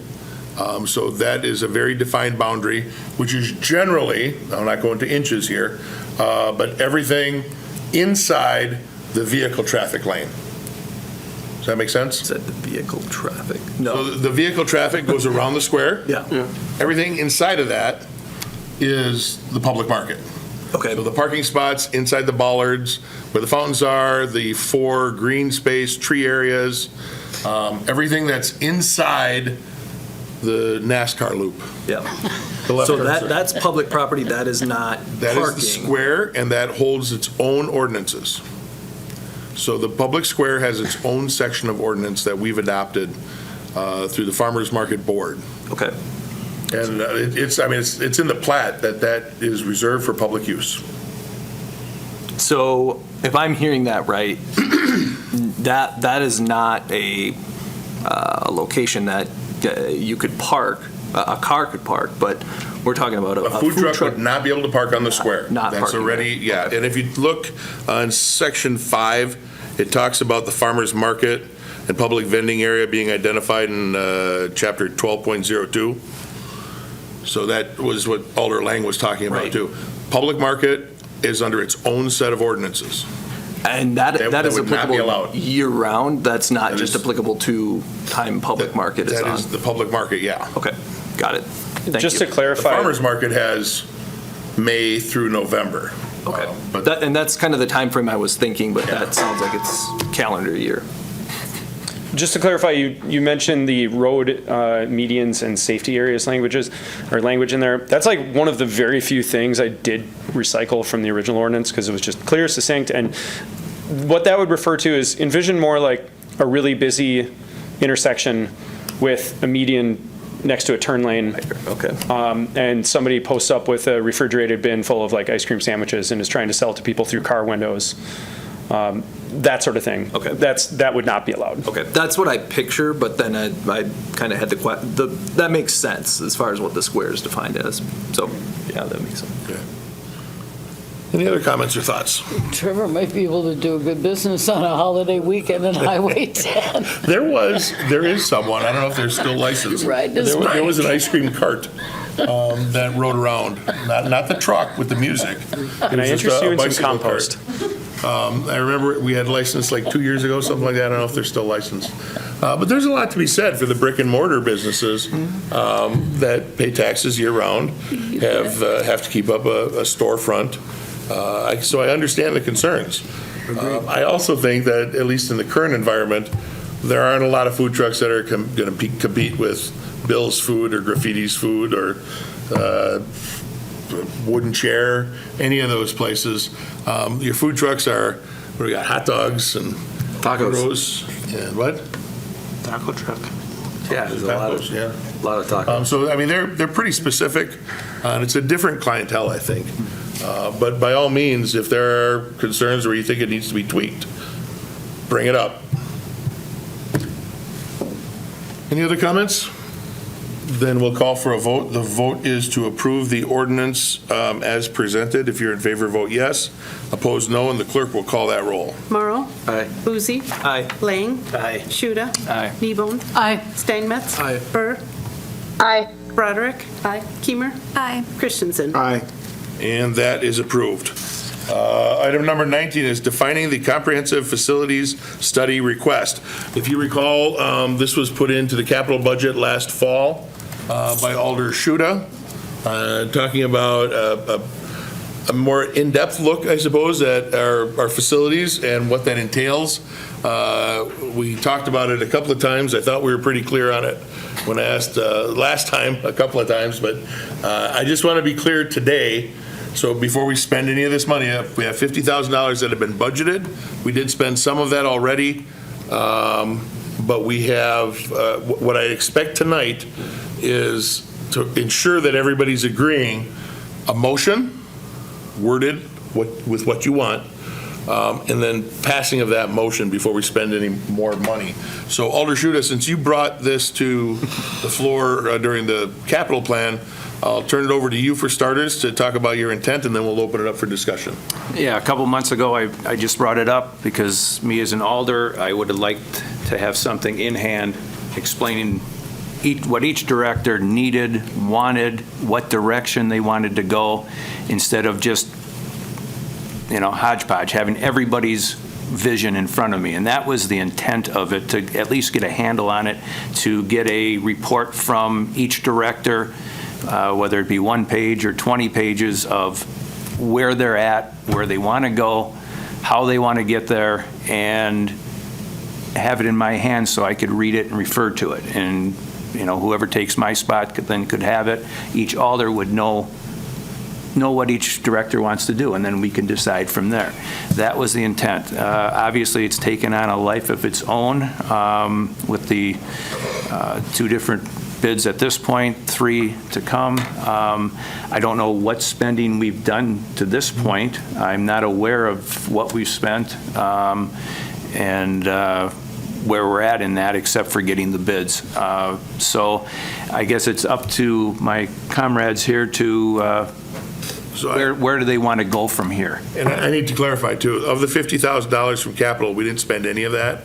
We did spend with one of the potential bidders. We spent money, but that was a different project. So we still have $50,000 budgeted, the capital. So again, when we talked about this, the directors do an evaluation of their facilities, and we have it on a 5-year plan. It actually goes out a little further than that with capital budget. But we know with pretty good guesstimations what we need when, roof maintenance, window maintenance, in some cases, just simple painting. And the directors put that together, and we prioritize that during the capital budget process each year. Going out further than 5 years is appropriate if that's what you want. But we're trying to get a handle on exactly what we're going to spend money on, because, well, I got to tell you, we've got a lot of projects that could use the money, and if we don't have to spend it, I'd rather not. If it's something we can do in-house or mostly in-house, I'd rather do that. And if it's something that the council wants to determine for priorities, well, we don't pay you much, but we already pay you for that. So that's what I guess we're looking at. It was also brought to my attention that, like, some of our facilities are up to date. I mean, they're in really good shape, and we don't need to spend money on a study because we know, for example, some of them are doing okay. And I've asked the directors to compile their thoughts on that. So if anybody wants to hear from any of the directors regarding their facilities, we can do that today as well. Turn it back over to you. Mr. Mayor? Yes, sir. I think, and I was on the Finance Committee when Alder Schuda brought that up for our budget as well. You still are. And yes, it still is. And I still am. I think what I'm hoping for is, I think the directors they have a really good firm hold of their piece of the puzzle. I think what brought this to mind for me is the fact when, as a member of finance, and you take a look and you know that budgets going down the line aren't going to get any easier. They're going to get tougher and tougher. I think we have a good sense of maintenance of what needs to be done in the short term. But I think what we're lacking yet is not the 5-year, but the 10 and the 20-year look at things and to see, because there are some facilities that will reach an end of life, and we don't know when that is. Last month, when we were taking a look at this, we did take a look at a specific study that would help us determine potentially end of life, because we do have the luxury of having a forensic structural engineer in our midst, and that's a wonderful resource. And I think that's going to be incredibly valuable data for us to be able to include as part of a study. But I see that as just being additional information that's going to help us put together the whole puzzle. I think it's imperative that we have somebody that's got the broad level of expertise that can take a look at that holistic approach on each of those things. I think the information gathered by our directors and by this engineer are going to be invaluable in that process. But I think it'd be beneficial. I think one of the things that makes our director, and I think, and I've gone on record a number of times, I think the biggest strength this city has are our directors. We are blessed with incredibly talented individuals. But I think part of what makes them so effective is they're very passionate about what they do. And it's really hard for them sometimes. They say you can't see the forest for the trees. There's nobody closer to a tree than a director, because that is their life. I mean, it's what they do, and I totally understand that. But I think it would be very beneficial to have somebody with the expertise to take of evaluating those things, take a look at all of it, somebody that doesn't have a dog in the fight. They're totally neutral, totally objective. They can take that step back and then come up and give us their viewpoint of where they see us being, where they see us possibly being 10 and 20 years down the line. It's $50,000 is a lot of money, and you and I have talked, it is a substantial sum. But I think that $50,000 cost isn't an expense. That's going to be an investment, because I think it's going to enable us to make wise decisions for the next decade or two concerning multi-million-dollar decisions. And we're looking at a number of multi-million-dollar decisions in the fairly near future.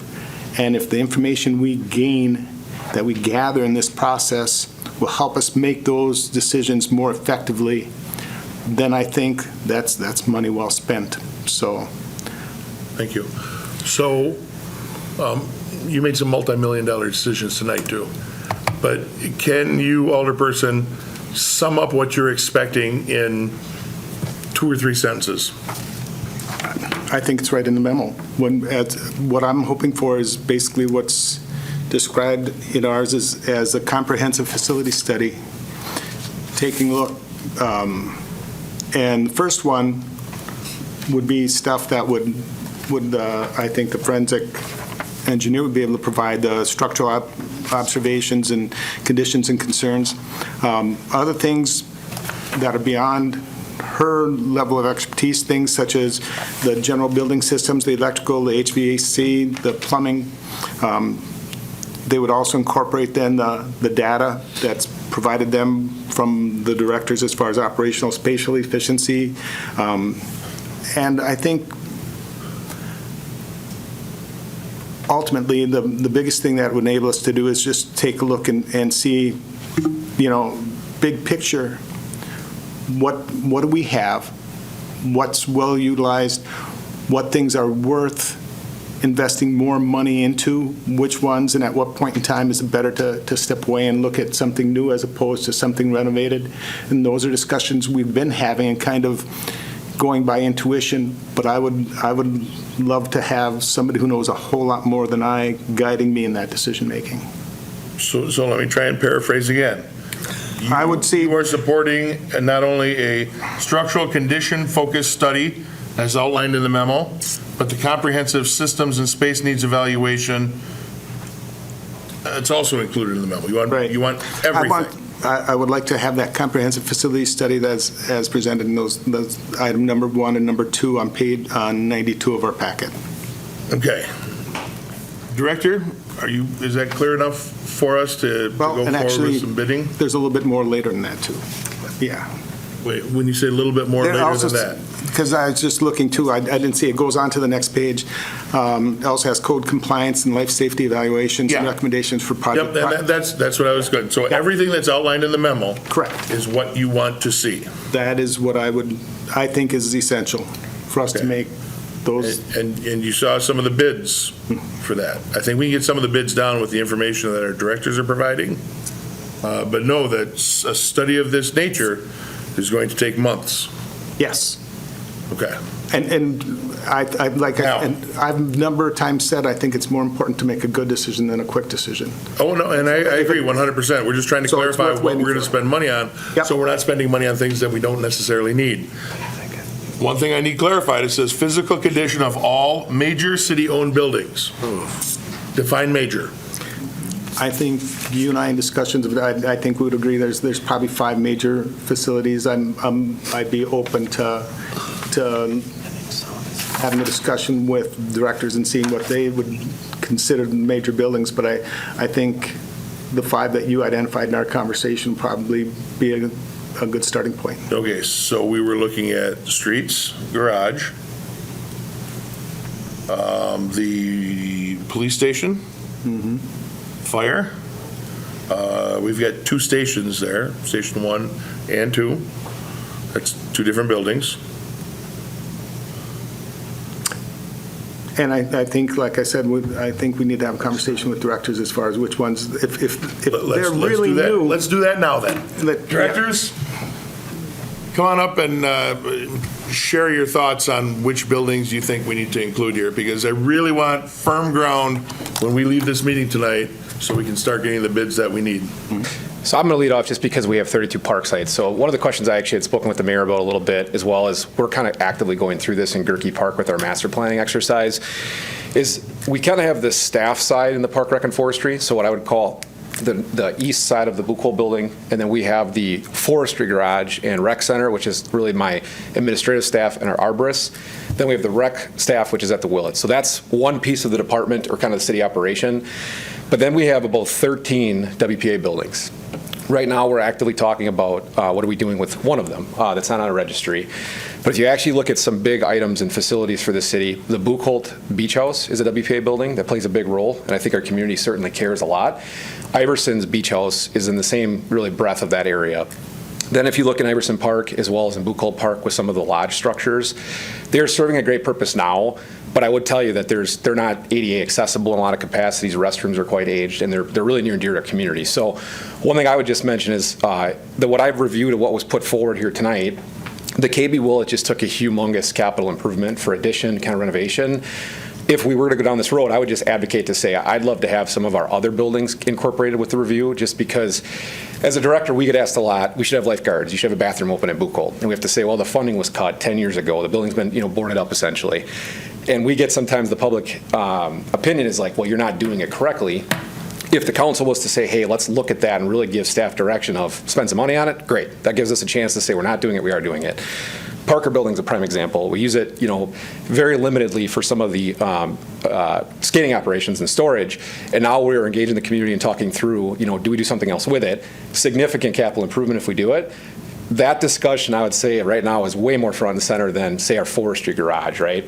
In the 5-year capital plan on my side, when the Parks Department picked up the transit building, which is what the east side of the Buchholz garage was, we took a massive step forward. We were a small room in that building at one time, then we took over that whole side of the garage. The roof just got replaced on that end of the building. We're satisfied from a park standpoint.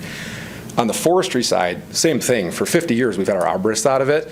From backing all the vehicles out because they're in a line, it's not great, but we're okay. The reason we talked with the PD and talked about the grant applications we did was in Gerke, if the PD, who's been looking for a garage for a really long time, was more scorable in a new facility, kind of the consolidation in the park made some sense to us. We were a willing participant, but with that said, we are more than happy to stay in that building.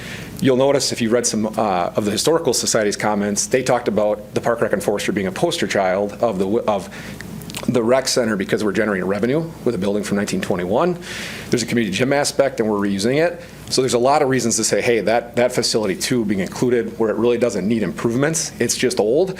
I would just say, hey, on our side from Park Rec and Forestry, we'd love to have some of those city buildings incorporated if we do that study. So I just wanted to mention, I think it's a great discussion, but there is several more buildings across our park sites that we'd like to incorporate if we could.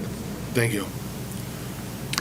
Mr. Mayor, I think just for clarification, I think it'd be good to know, I agree that it needs to be taken a look at as far as looking at the whole comprehensive thing as far as spatial study and stuff. I don't think that we would be well served doing, the structural analysis is going to be, if we try to do that for all of the buildings, that in and of itself is going to put us in the $50,000 range, just the structural analysis. At the end of this, President Christensen, I am going to ask you or any member of the body to tell me what buildings you want. Yep. And we're going to make a list of those buildings, and that's what's going to go in the bid request.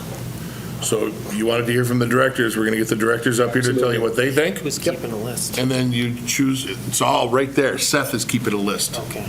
You see Seth back there? Seth, wave your hand a little bit. Yeah, there you go. He's keeping a list.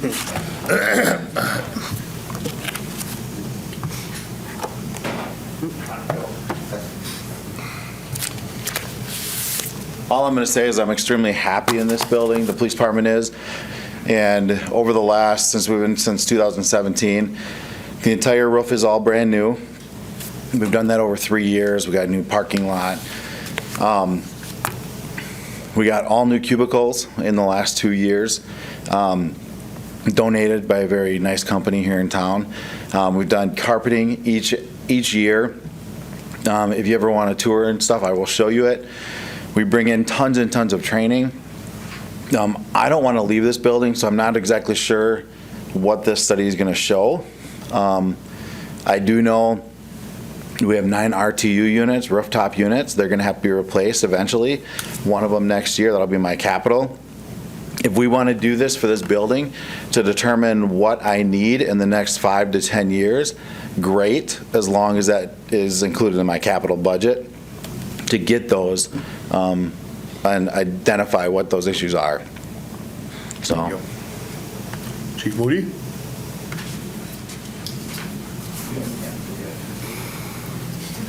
You're right. I'm not looking to move. I'm looking to build. As you saw in my memo to the Common Council, mine was pretty short and sweet when we... I didn't actually share those yet because we're trying to compile all that stuff. All right. Figure out exactly what we want first. Perfect. So when we're looking at the 10 to 30-year plan, comprehensive studies on the facilities, unfortunately, the facility from the fire department that needs to be looked at doesn't exist right now. If you want to be truthful about it. With the growth to the east side of the city, right now the city fire department cannot service anything east of I-39 in the appropriate amount of time that is set by all standards. And by that, Station 1 and Station 2 are in great locations. I'm not interested in relocating either station. The station we need to be looking at in the 10 to 30-year plan is Station 3 on the east side of the city. So that's the first thing to look at, and that's something we should be addressing by 2029, 2030, where that's going to be and how we're going to fund that. When it comes to Station 1, they say a firehouse should last 75 years. And again, I'm good with that. You're looking at 2042 before Station 1 would be looking for to either be moved or completely redeveloped. And we did have some, like Chief Cuso said, I'm not interested in moving Station 1. Station 1 is exactly where it needs to be. We've had some renovations to the facility in the last few years. We had a major renovation in 2013. There's some things that still need to be updated within that facility, and those are on our capital planning over the next 5 years. We know the apparatus bay is one of the biggest things that we're having to deal with, and a space issue with the new apparatuses being much larger. And then, the last thing that we're going to be looking at is Station 2, not until 2058, so it's down the road. So the biggest thing from the fire department's aspects is the new station on the east side and rebuilding Station 1, and it can be gutted and completely redone, but it doesn't need to move. So I a general timeline on the creation of Station 3, because we've talked about it for years already. Yes. And renovations to Station 1. Correct. Not the HVAC, though, because we know that's great now, right? Well, yeah, exactly. So again, I'm not looking to move Station 1 or Station 2. We've had a lot of updates, a lot of ADA compliance, new parking lots, new HVAC systems, and again, both are serving the community in the right spots. There's going to have to be some maintenance and general upkeep. Again, planning through our capital over the next 5 years, which we have in place already and we've agreed to. But the big thing for the fire department is looking at that third station on the east side. Thank you. We'll go with Director Badoun. Streets and Parks Garage. Good evening. The only thing really that we have as far as large facilities is a new public works facility, something that I think most of you are aware. I've been working on for a number of years. It's aged if you've ever seen it. I can't tell you exactly what's all wrong with it because it's just about everything. It'd be a very long list. I do have Superintendent Johnson here if you want to know more about its current condition and things we have been doing recently and things that we'll continue to need in the future. But if I could just even step back, that's otherwise just one facility. Maybe a thought process here, instead of trying to pick facilities, is I know we've got our insurance list to do that, is identify a monetary value. What if it otherwise needed major work on it would be disruptive to our capital budgeting process in any given year? Could we come up with $50,000 in a year? If we needed to, if something happened, we probably could. 100,000 probably could. What's the value? And just look at that list and draw a line and say everything above this value should be at least mentioned. We don't have to go into all the detail for everything, but start there. And it should at least be included in this report so there's a complete summary so that something isn't missed because we don't mention it tonight. That would be my suggestion as a best approach, to just cover everything and make sure that nothing is missed, or hopefully minimize what might possibly be missed. As tomorrow something major goes wrong somewhere else. Anyway, but yes, I don't know if you want, Superintendent Johnson is in the next room. He's otherwise just waiting patiently. He's here tonight. If you wanted to know anything about the building, he can probably spend the next half an hour talking about our facility and what we've been doing with it, what it still needs. But that's just my 2 cents. And I'm going to add 2 more cents on top of that. Since before I even got involved in local government, it always confused me why we have a big industrial type facility like a streets department with salt and oil and gas and all these vehicles. next to it in a park.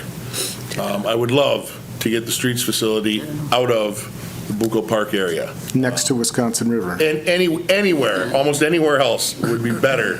But several years ago, and that's available if you need a copy of it, we did an evaluation of what the streets would need. There's actually a tentative design and an estimated cost, and I think it was about 40 million, somewhere in that range. I heard someone cough, because that's exactly what we got, too. Right, $40 million, and that's a big chunk of change. So until an opportunity presents itself, it's going to be extremely challenging to move even parts of that out of the park. Yes? I don't want to interrupt if we have more We do. directors that are going to speak. Yeah. So I can wait. Okay. until they're done. Director Lemke? And then you got water, wastewater, airport, and transit. Yeah. We don't have any buildings for the community area network, right? Well, we share. We share. Fair enough. I think it might have been mentioned, maybe slightly different, but I think it's important to remember that every building has a life cycle that you're going to have to decide we're abandoning it or we're pumping more life into it. That cycle is important to know in this conversation, because, yeah, there's, oh God, I don't even know how many buildings we have total. But I know we have several, many buildings. And I know parks, what are you, over 30? Where'd you go? 40? Yeah. Knowing when those things are going to crumble or get replaced or whatever, or when we want them to crumble because we're tired of, that kind of thing, is important. I'll just say that from the department's perspective, utilities, transit, airport, there's really one facility that's going to kind of disrupt the current conversation more than others, and that's the transit facility downtown, the downtown proposed transfer facility to go somewhere near where the Shopco site was, where all the buses come together. That is one that we no longer have the kind of funding for we used to. Like, our current transit facility was 80% funded through state and federal sources. They changed the eligibility of those funds many years ago, so now they basically only fund buses through those funds, not facilities anymore. We're hopeful that'll change. Till it does, our outlets basically finding some other grants which haven't been very obvious to us, or competing for capital, right, and impacting this. Other than that, on the transit and airport side, the bus storage facility out at Transit is designed to be expanded to the north. We're not in need of that right now, but it won't probably be much more than maybe 15 years, something like that. The bus wash is shot out there. That's going to be in capital in the next several years. And then airport's very small need, but could come around pretty quick. We have our snow removal equipment in a hangar right now. And if we get one interested tenant in that building, because it's right on the ramp, we'll probably be looking for how do we house our snow removal equipment, because it's got to be in the airport. That stuff's so big it can't go down the road. But it shouldn't maybe be on the ramp if we've got an interested tenant for ramp space. Vacant hangar that you might be able to use? Yeah, there's a couple, yeah. But beyond that, we get into utility stuff. I don't need to go into a lot of it. Our admin building is currently under a bit of design for an addition. We're at, or just barely beyond capacity at that building. So we're looking at a small addition there. That's the one at the end of Bliss Avenue on the north side. We're currently constructing well 12 near the old well 4, which is Ridge Court, and north of 10, east of Green, over there, for those who aren't familiar. And then some random stuff, generators and things like that. So that's where we stand. And you want to talk about anything across the street from wastewater? Any of those buildings in need of repair or rehab? Oh, yeah. I mean, we have at wastewater. That's what I was hoping you'd get to. Oh, I'm sorry. At wastewater, we've basically reused every building since its construction, right? So we've got WPA era stuff. We have 70s edition, 90s edition. We have pretty recent stuff. The big thing we're going to need there, and although it's very necessary, it's not going to really set like a city hall discussion one way or the other, because it'll be utility revenue, ratepayer dollars. The big thing we need at wastewater is actually if and when, so I'll say when, we get either a big wet industry or one that has a huge strength to their wastewater, we're going to need to build new facilities. So it's not going to be about, a ton of retasking or anything like that. It's going to be tankage. So our primaries, which is the first treatment process at wastewater, those will need to grow. And though that's going to be first, and that's going to turn into some interesting things with aeration. So it's all tankage to make our plant rate out at a higher capacity. And that's stuff we're working on design-wise to be ready for it. The business hasn't landed, but there's been, inquiries over the years where it's like, hey, can you handle this? We're like, we can handle this. So most of the time the answer is yes, but there's a few where it's like, but if they come, we can't handle a lot more growth. So we got to be ready for that. But those projects are not quick, No. Thank you. Yeah. And then the last one would be City Hall. We've got a study that talks about the space needs from 2017, I think it was. So not terribly outdated. And we've updated that internally with some space needs. So that's what we have in that regard. So, as you've heard, some of the buildings probably would benefit from some of this. Others, the directors are pretty comfortable with. They're pretty comfortable in a lot of cases with the capital planning too. They do work together, regardless of them fighting for their own departments, which is what we pay them to do. They all come together every June when we start the capital budget process. It's like WrestleMania. No, it's not. They all work together. They understand that we are all on the same team. So I want to get to Ginger first, and then we'll go to Kneebone. Thank you, Mayor. I'll keep it short.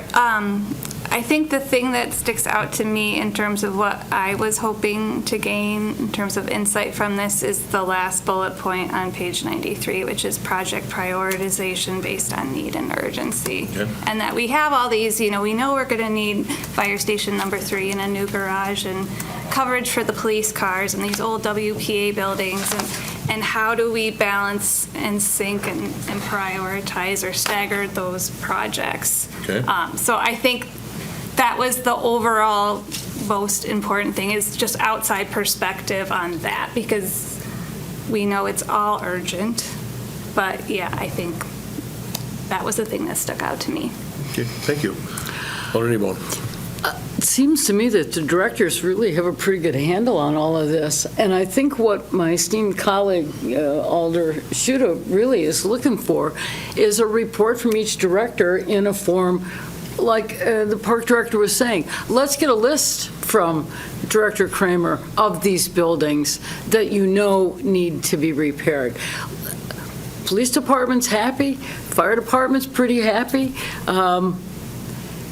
We don't know where we're going to be in 2 or 3 months. We don't know what is going to happen with City Hall. Who knows what things could get thrown in there. But I'm not sure we need this right now. I think the directors could put something together on paper that we could put together in a binder or in a folder, and each alder would have an idea. We could see what their plans, their capital plans are, all of that. And it's basically compiling what they already know. Sure. So I actually have an email from each of the directors. When we first started talking about this, I asked them to put together their thoughts on current and future space needs going out 10 to 30 years, long-range stuff. Yeah. And I've got one from every department in regards to that. I haven't sent them out yet because I still wasn't sure what everybody wanted. I don't think it's as comprehensive as you're asking for. We can certainly ask the directors to go back, list all of the buildings under their department, and then needs for those buildings, what their priorities are. Could they give us the end of life for each of those? Nobody can give you the end of life for any building, Mark. You know this. I think there's... When is this building coming down? I think there's... City Hall in Milwaukee is 300 years old. but I do think there are people that can give us a good estimate. I think you can prolong. That's really buildings. tough, Mark. You know that. Absolutely. And you can prolong things, but there becomes a certain point in time when it's not cost effective. You end up putting a lot of good money in just to prolong it for a short amount of time. And my worry is I don't think that our directors can give us that information because I think we're asking them to make evaluations that's not their area of expertise. Okay, well, but I think it's going to be tough for a lot of people to say life expectancy. If you maintain it, I mean, there are cars on the road, some of the first cars that were ever built are still out there. If because they were well maintained. maintained, yes. Everyone will tell you that they're just muddy pits anyway. But, this building, for example, who's going to tell you that the life expectancy is 15 more years? Because I don't know, cinder block, you got to do the tuck pointing, you got to do the maintenance, replace the roof. If you don't do some of those preventative maintenance things, the life expectancy goes downhill like a Iverson sled. I couldn't come up with a good analogy. But City Hall, has it outlived its usefulness? Absolutely not. It's still a very structurally sound building. The HVAC system needs to be gutted and replaced because That's it's been what the remodeled structural engineer was able to determine. Yeah. But, so a structural engineer telling you the condition of the frame is good enough? No, I think you need to have more than just that. I think there's some that they'll take a holistic approach of all the things, including HVAC and electrical and stuff, and the structural engineer won't have those. But we have that information. I mean, the federal government will tell you what depreciation is and life expectancy on major equipment like that. There are people that can tell us the HVAC system that was just replaced at Station 1, for example. Life expectancy is, 20 years? So you'll be able to get that to council? We should be able to get that, but each building is going to be different, Yes, I hope so. I couldn't even tell you when the parks had their HVAC redone, but, so is that something you're willing to allow the directors to do internally with the information that they have, and then we can fill in the blanks with professionals? We will.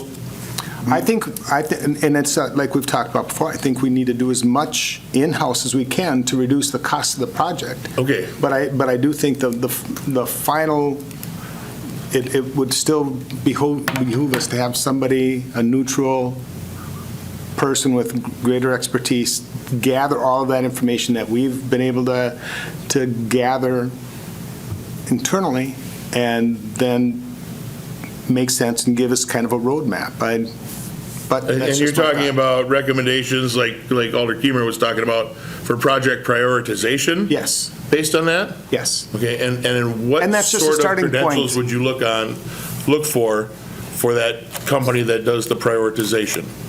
I would actually rely on one of our directors. I know Director of Public Works is, by Chapter 62, is put in charge of all the facilities. I know Director of Kivela in Community Development has expertise in having worked with different firms and would probably be able to make good, they would have a much better sense of what would be the most advantageous areas of expertise to utilize. For the prioritization piece? Yeah. I would rely on their expertise to guide us, and who would be the valuable people that would enable us to get that information that we need to avoid multi-million-dollar mistakes. Okay. Alder Boozy, and then Marl. Yeah, I think one thing I'm missing here is, and I appreciate the information, the specific information, is being able to weight these things against each other. Some type of rubric, some type of grading system, because as I hear needs come in for specific things, I don't know what that need translates to within another department. I don't know what things translate to. And so if there's some type of way to level the playing field and potentially with the amount of buildings out there, have it be tiered in that I don't think I need the same amount of information for a beach house as I do a public works building.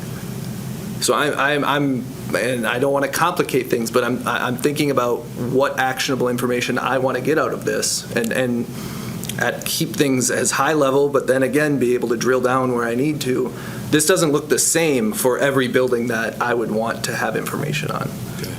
So let me clarify this a little bit further, because during the capital budgeting process that we do, all of the directors put their priorities out there, and they list them with an initial ask. Over the course of the next couple of months, we work with the directors to try and find alternatives, prioritize within those requests what is and isn't practical, and the directors work together to prioritize, like, oh yeah, this one's a little more important than ours. We can get by with a partial roof replace or maybe some patching.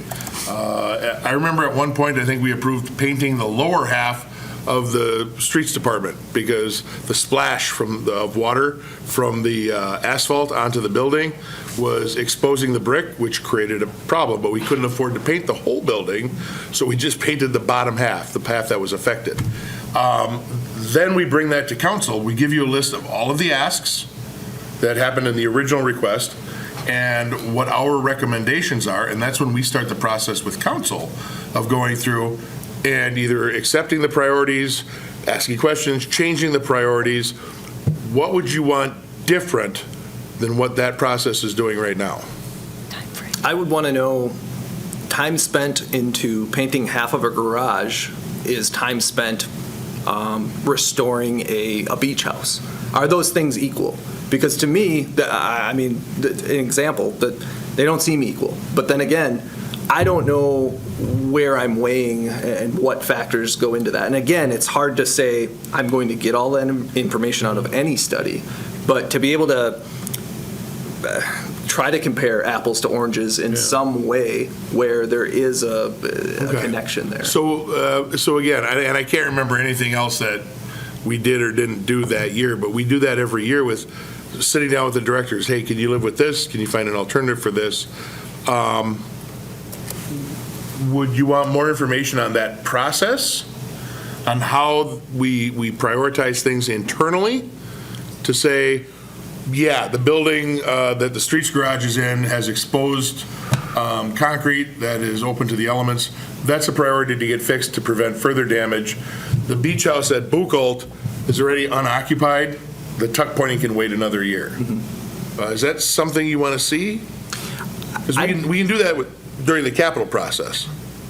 I don't think, again, I want to leave the expertise where it lies, where the folks closest to, with the most knowledge, to make those decisions. I think what the ask, or what I'm interpreting the ask, and what I would like to see out of this is to be able to to offer an informed opinion. Okay.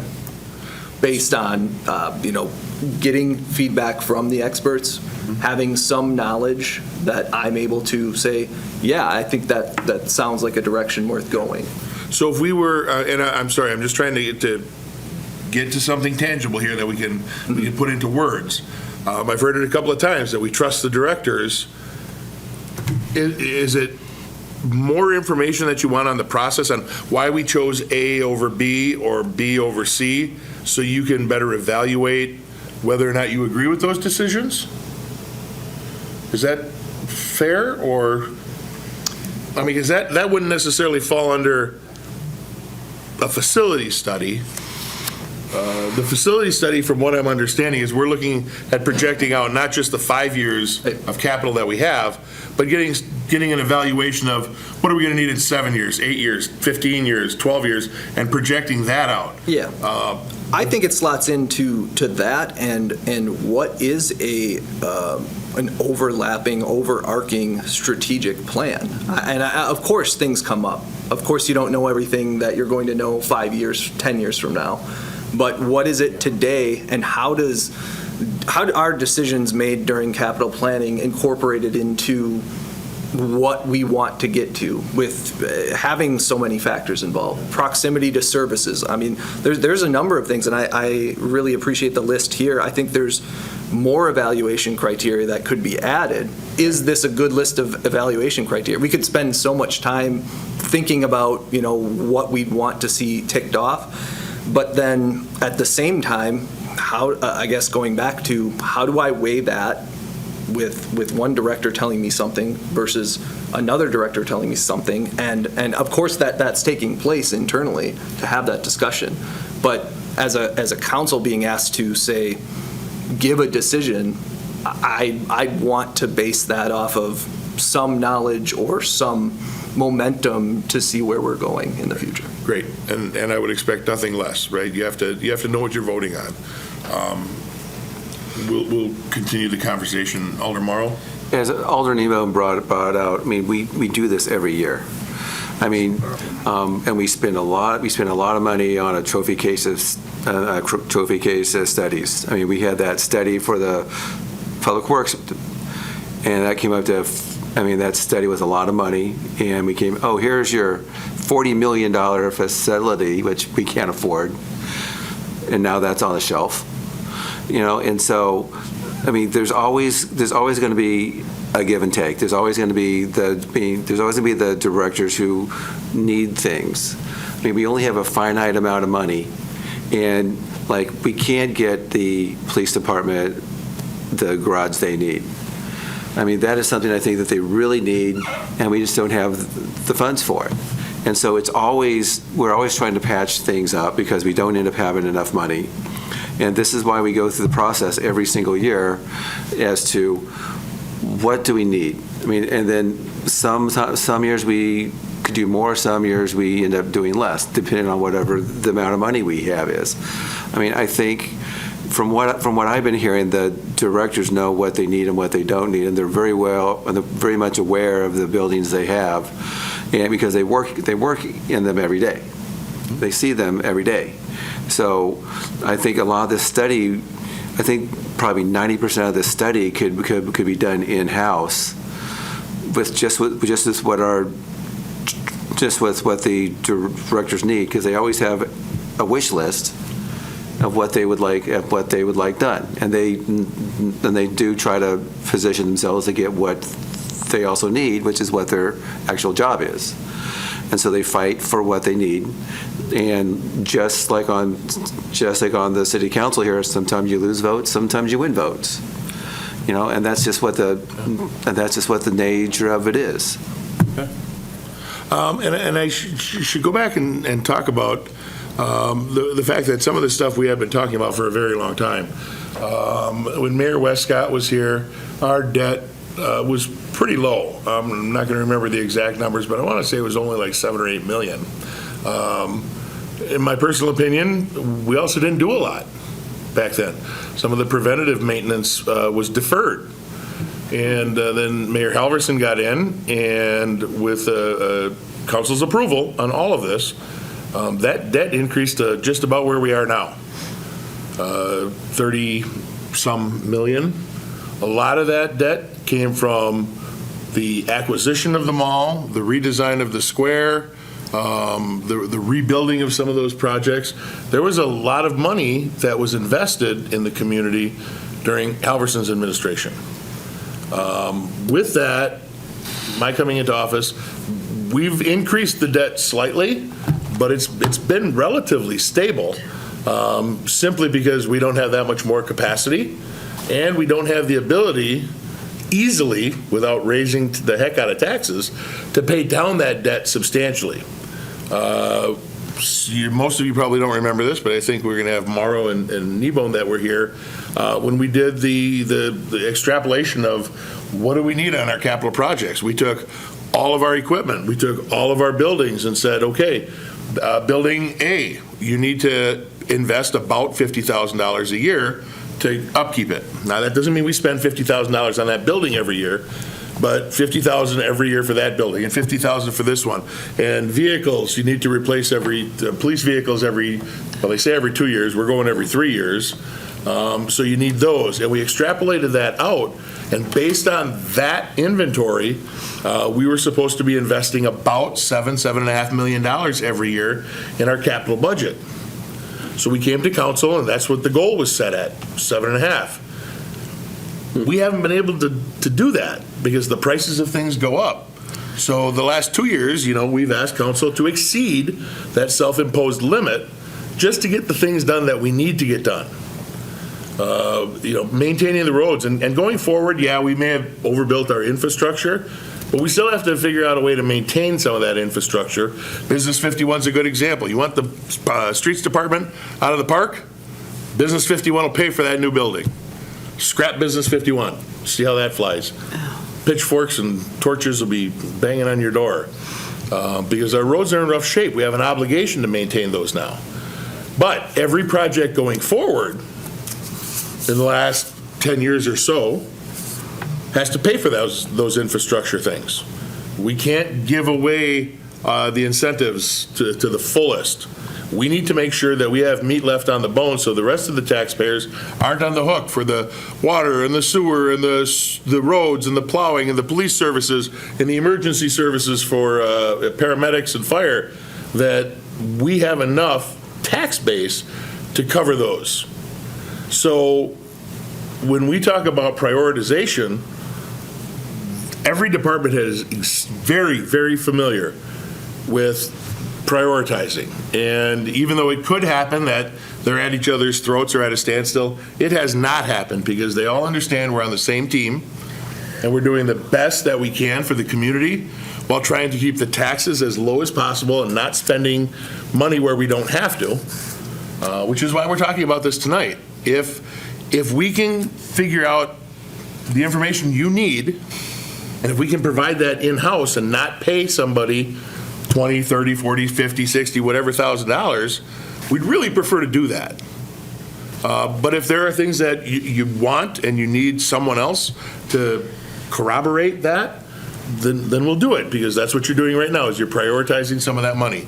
Alder Shuda. To basically go off of what Mary said, what if we get these reports, whether they be 1 page or 20 page by each director, they get to submit what they want to submit to the Common Council members. Mm-hmm. We see it, we have the 50,000 there. We've never done this before. There's no law that says we have to do it in the next 2 months. Mm-hmm. We get it, we absorb it. From that point, we can then say, you know what, we need this. Or this is great, this is fine, or we may need this part added to it. And then by the time we get back to this next year, if we do need a $75,000 study, we could possibly do it. Okay. Just an idea. Alder Broderick. Thank you. I'd like to start by saying I was the only person to vote against this when it came to finance. At the time, I did not see the value of putting money into our budget when we already know that the core issue is that we don't have money in the budget to do these large projects. My mind has been changed on that. Alder Shuda, I think you're absolutely appropriate to bring that up. It was right to put it in the budget. We have the money squared away now. But this is such a long time frame. I feel as if we're being asked to make decisions tonight that are not appropriate. You suggested to the president that we need to have a list of buildings we want to include in scope here, and we haven't even seen the information that was already submitted to you, apparently, tonight. How could we possibly make that decision? I think we are getting ahead of ourselves. I think at minimum we need to see what's already been provided, understand what we have in-house already, since we don't even have that information yet. How can we possibly speak to what we can get from in-house and what we need to go outside for when we haven't even seen that yet? So I think in terms of what's in scope for this memo tonight, what we were originally asked to do tonight, what was in our packet, was just which of these two approaches is going to be more valuable. So to stick within that scope without getting too far into information, I think we can't possibly be deciding tonight. That is recommendations for project prioritization. I personally think we can very easily trust our directors once we see that information from them on their guidance on end of life for their buildings, which is absolutely a reasonable thing to ask from them. They know the condition of their facilities. Something like prioritization I see as being more valuable to get that outside opinion on. Now, if that takes a year to do, then I think that's fine. I mean, we're working in decades time frame here. So I would like to just say I think we need to take a step back here and at minimum see what information we already have, since we haven't even seen that yet. Okay. Yeah, and you haven't seen any information yet because that wasn't part of the comprehensive study. The motion that was approved at council was to pay someone to do a comprehensive study. We were trying to figure out what that defines as. But I think the information that was sent can probably be added upon after hearing things tonight. So let me propose this. We have, our directors have a list of what buildings they think are going to need to be redone and what's going to need to be redone in them. We will get the directors to provide a list of each of the buildings under their department, and then what they anticipate the needs being for those preventative maintenance type things, when we might need HVAC, when we might need plumbing, roof, tuck pointing, windows, those sorts of things as a ballpark. And then in the next item, we're looking at approving a structural engineer to go over that. I think that was what, $10,000, something like that. I think we can get a professional in to do that, because our directors aren't going to drill holes in the wall to see how good the interior is and that sort of thing. So getting the list of all the buildings and what the directors feel they're going to need in the next whatever time frame for all the major things. So roof, windows, tuck pointing, anything that they think is major. And we'll get that to you. And then you can decide if there's gaps that, boy, I'd really like to have someone investigate the Armory building and see really what kind of condition is that roof in, that you may not get in what we're hoping to approve tonight. And keeping that the other 40,000 in reserve till we figure out what you want to see, and spend that as needed. Does that make sense? Directors, any objections to that? I know it's putting a little more work on all of you, especially those of you with 30-some buildings, but it's not something we expect to have done next month either. So, Chief, up here though. You got to do it because the microphone, nobody at home can hear you. That's fine. So my only question is then, I understand what the Common Council is asking for from each department head. Now, obviously, we already work as department heads together over a 5-year plan. What is the Common Council's expectation? How far out are they looking up for us to go? Because initially, when this was discussed, you were asking for a 10 to 30-year plan. Mm-hmm. And those are mine, yeah. Okay, and we know that we budget out 5 years, and we're kind of looking as a group consensusly over 10. So my question to you, before we go back and we put pen to paper and put all this together, how long do you want us to look, how far out into the future do you want us to look? That's my one question as I'm starting to put this together then. Alder Christensen? 2050. Through 2050. Okay, so the next 25 years. Just, and obviously, it's just going to be a really general roadmap, but I mean, just try to anticipate as things change, as demographics change, and you touched on it earlier, you know you're going to need a facility on the east side. It makes total sense. When do you think that's going to come about, you know, and maybe even throw a ballpark figure on it, but it's going to be some guidance as far as taking a look at future needs for all the different departments as we take a look at, because right now, pretty much annually, we prioritize Band-Aids. Nope, and that's all I needed was and so as we're doing bigger picture decision-making down the line, it'd be kind of nice to know what needs each of the departments are going to have, because they do have them, absolutely every one of them. But it'll kind of help us just start thinking about what kind of prioritization. So in addition to what you presently have, if there's future needs that you know that this building's going to die and I'm going to need to replace it, or because of change in demographics, I'm going to need something someplace else, if you could start thinking along those lines as well. Just wanted to make sure we had it defined as outside that 5 years of planning that we're already at, you're looking for a 25-year comprehensive plan for each department. Yeah, and it's obviously not going to be written in stone. No. There's so many variables that can change, but it'll just help us get some idea. Yep. Thank you. Okay, so so then we're moving off the speculation on end of life, at least for now? No, I mean, they'll have, you said they have that ability to get some idea. End of life for a building is very difficult to gauge. HVAC, we can tell you that on average, you got an X amount of years lifespan. And at this point, it's going to be somewhat of a guess, for sure. So you still want them to guess the life expectancy of a building? If they know they have a building that's getting to the point where... I can tell you, no building is going to die in 25 years if it's maintained. Well, what I found interesting was what Chief said. I'll tell you it is. Chief said. If someone disagrees, say something. He gave us some dates. He gave us 2029 for a new facility. Yeah. He gave us 2042 for Station 1. Yep. And you gave us 2058 for Station 2. That's valuable That's information exactly for what we me. need. And I know it's all, variable, but at least it gives us some pinpoint.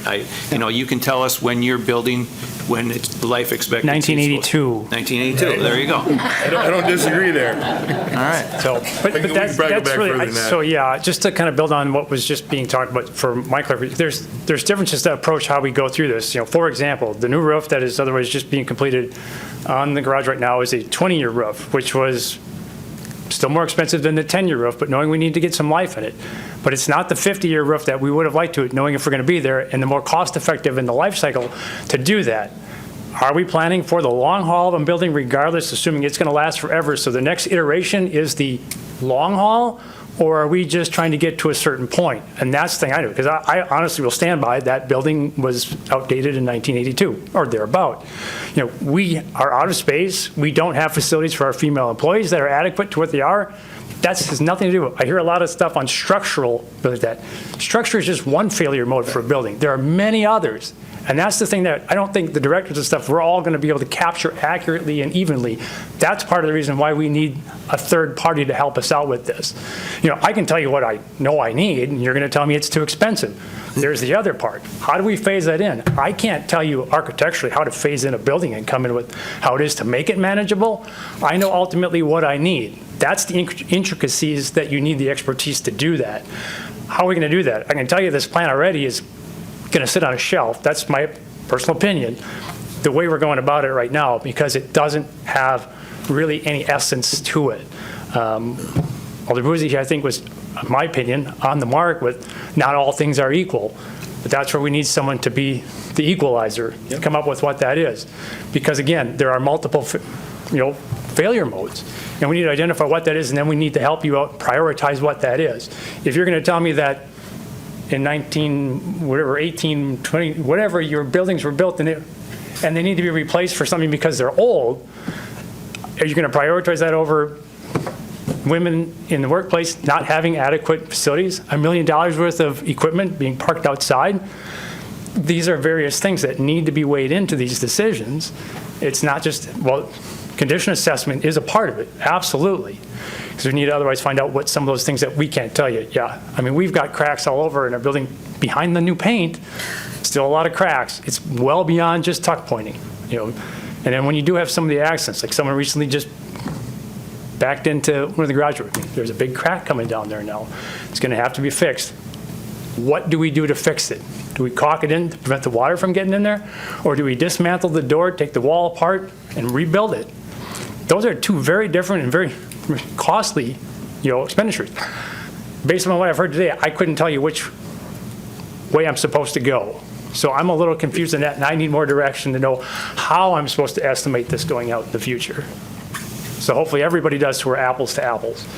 But I would think that if you got an expert field, they could level the playing field for us all, given what we otherwise know that I feel I need and believe that we need.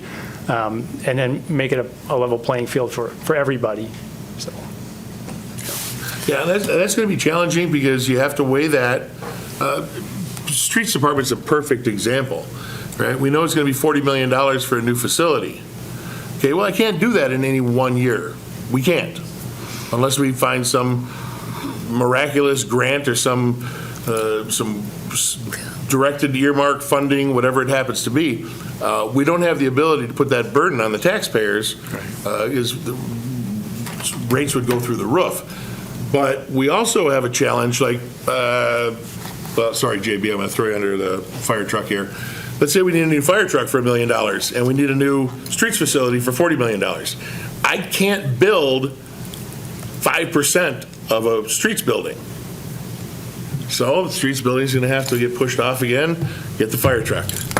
Next year, it's going to be squad cars. Okay, well, I can't build 5% of a streets building, so let's go with the squad cars. Streets building gets pushed off again. Unless someone figures out a way to fund a $40 million project all at once,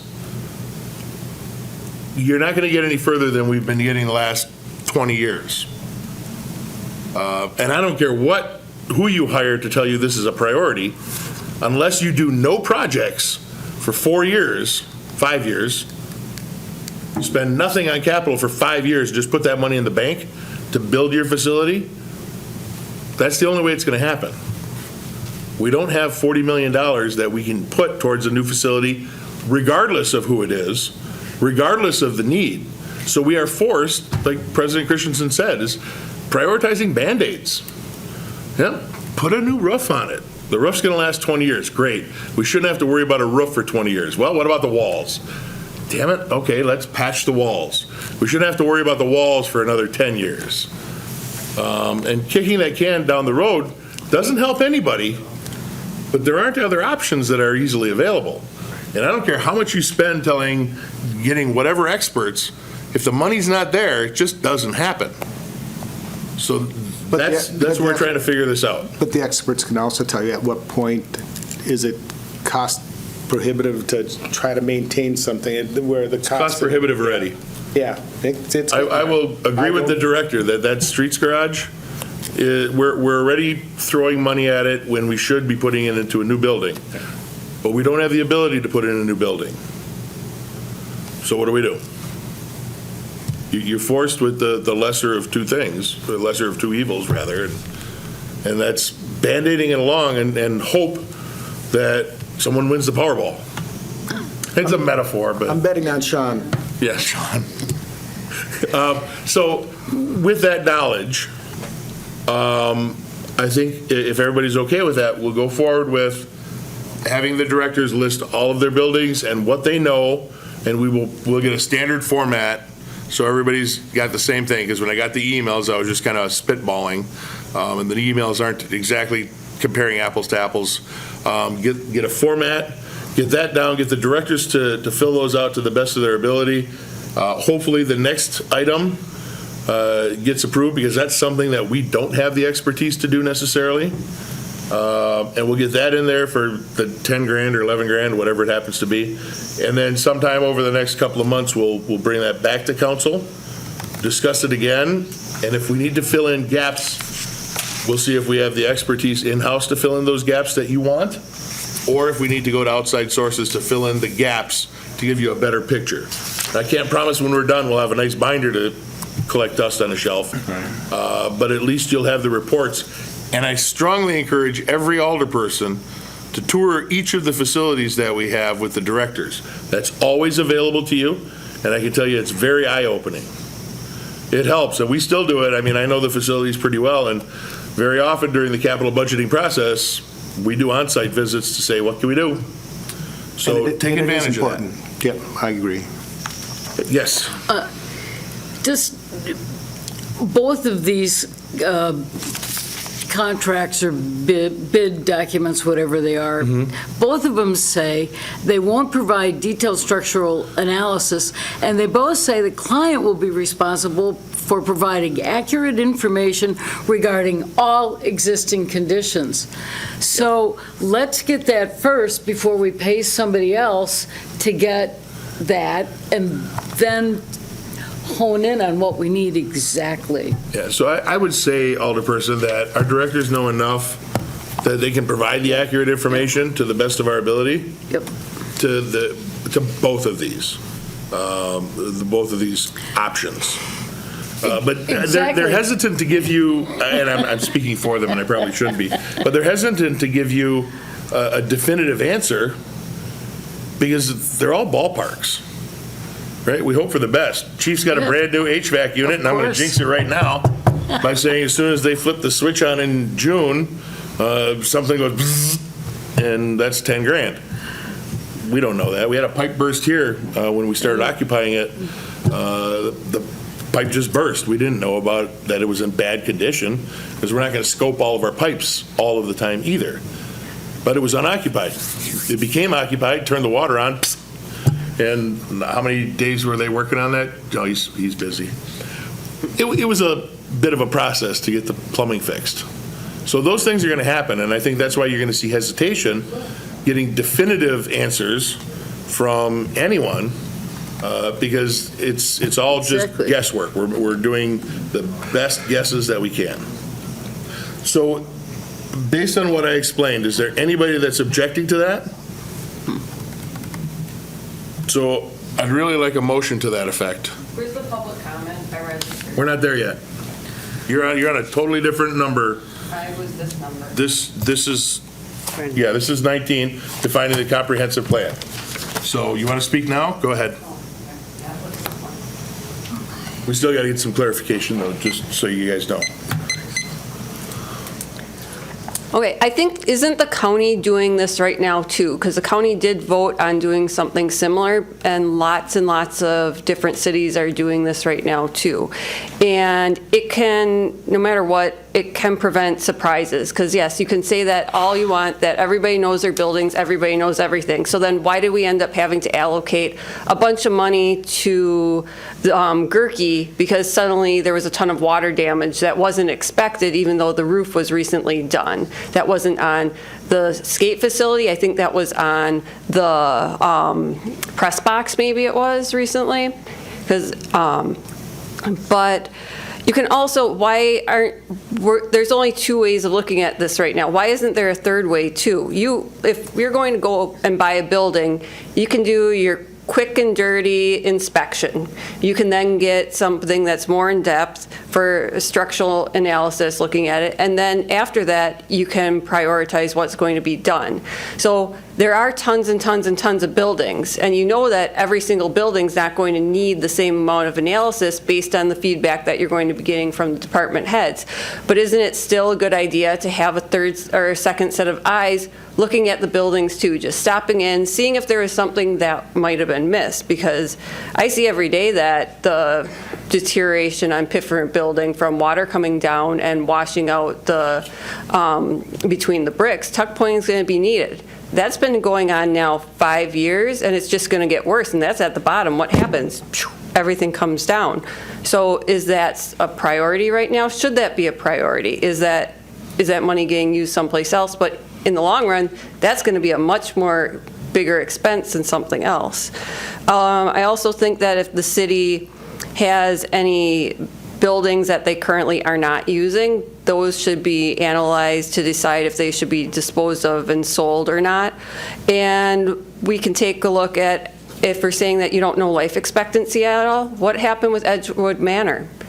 Didn't that suddenly hit its life expectancy? It was either spend a ton of money to repair it, or you know what? We got to take it down. The city decided to take it down. So there are ways to decide life expectancies. The county did that with their building over on Ellis Street too. They bought it with intentions to raising it, not putting money in it. They also said in their future jail plans that they were going to take down the annex building, which isn't even 50 years old, because it was going to hit its life expectancy. But we all know that that isn't true. It has Trazo in it. That's perfect still. But that was internal people making those decisions too, and not external people looking at everything and analyzing the big picture. So wants versus needs is also something that should be looked at, because many times you have a consultant that's an expertise in deciding how much space you might need, or hey, why aren't we taking this office over here and this department, or this department, this department? Maybe you have some shared spaces. Are we going to be trying to move our meetings from here into a new city building, where then everything's centrally located? Maybe something else will be happening in this room then. We don't have to have as many buildings that we're having to put as much maintenance in, because we're consolidating buildings to be more efficient altogether. So there's a bunch of things that I think outside consultants can help with, versus just dealing with what we do every single year, looking at the same building, same numbers, pretty much the same people are looking at everything, and they are pros in what they're looking at, but sometimes you don't see things that are right there because you're just so involved with it every single day.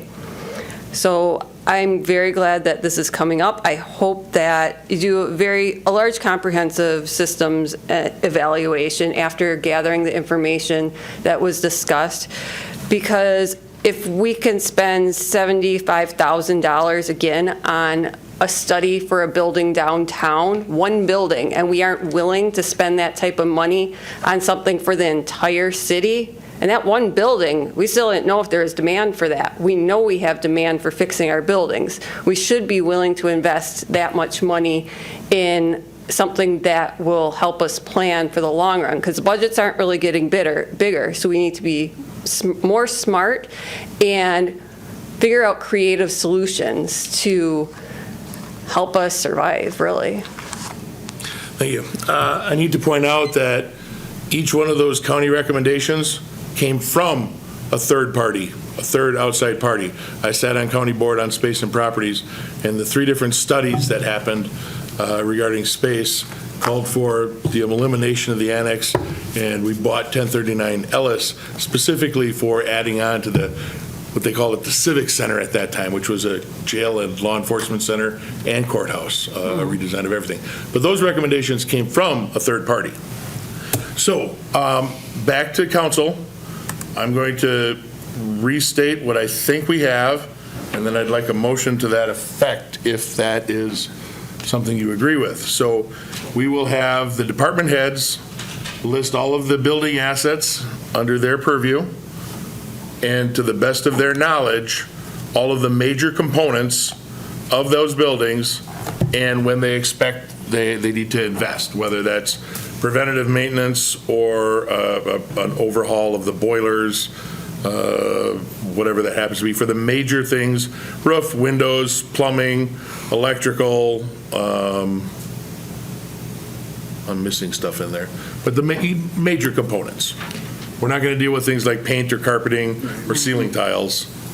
And a 25-year. And going out to 2050. And prioritize them to the best of their ability. Prioritize them within the departments? Within the departments, yes. Okay, I think that's reasonable because we do that already with capital budget. And then, so they will prioritize within the department those needs. Then we're going to bring that back to you. We're going to put it in the standard format, so each department is kind of filling out the form in the same way. Bring that back to you. You will identify any shortfalls, and at that point, then we'll talk about hiring professionals, or if we can handle some of those shortfalls internally, doing it that way. Can we add one piece to that? Sure. Sorry to add another piece to what is already becoming sort of an extensive ask for you all, but I think it would really help us if you can just give some insight on what you know you don't know, right? As a part of this, we're being asked to bring in, what do we need a professional to weigh in on? If you have thoughts on that, Yep. definitely. Like I have no idea what kind of condition the plumbing's in. Or that's a really good suggestion. So we'll add that too. Okay. I know that is really long for a motion. But if you're okay with that, I really would like action. I shall move on that motion. Thank you. And we'll get, the minute takers will get it off of the video. I'll second. Seconded by Kneebone. Further discussion? Will this, whatever we get, inform the process of updating our comprehensive plan? Since it's a 25-year document we're planning in a comprehensive plan update, will this be utilized to inform us in that? We could incorporate that as a section of the comprehensive plan. I'm just The seeing. comprehensive plan is generally things outside of city government. What do we want to see in the I'm just seeing that, like, neighborhood? it's got a whole section on facilities and inventories, like, if we're going to be doing this, I would hate to have to be back to do another sort of thing like this. Sure. Updating it. Yeah, we can incorporate that into the comprehensive, if you choose. I mean, ultimately, the comprehensive plan is your document, so you will choose what does or doesn't go in there. So I think that's appropriate, but we don't need to talk about that right now. And then we'll put a time frame on of, we're going to start talking about capital in June, so why don't we say by the June council meeting, have it, because that's when we introduce, internally at least, the capital budget, and we seek those asks. So that'll give us like 2.5 months. Is that acceptable? So we'll bring it back for the June meeting. All right. Any other discussion? All those in favor signify, I'm sorry, let's do a roll call vote, please. Christensen. Aye. Keemer. Aye. Broderick. Aye. Burr.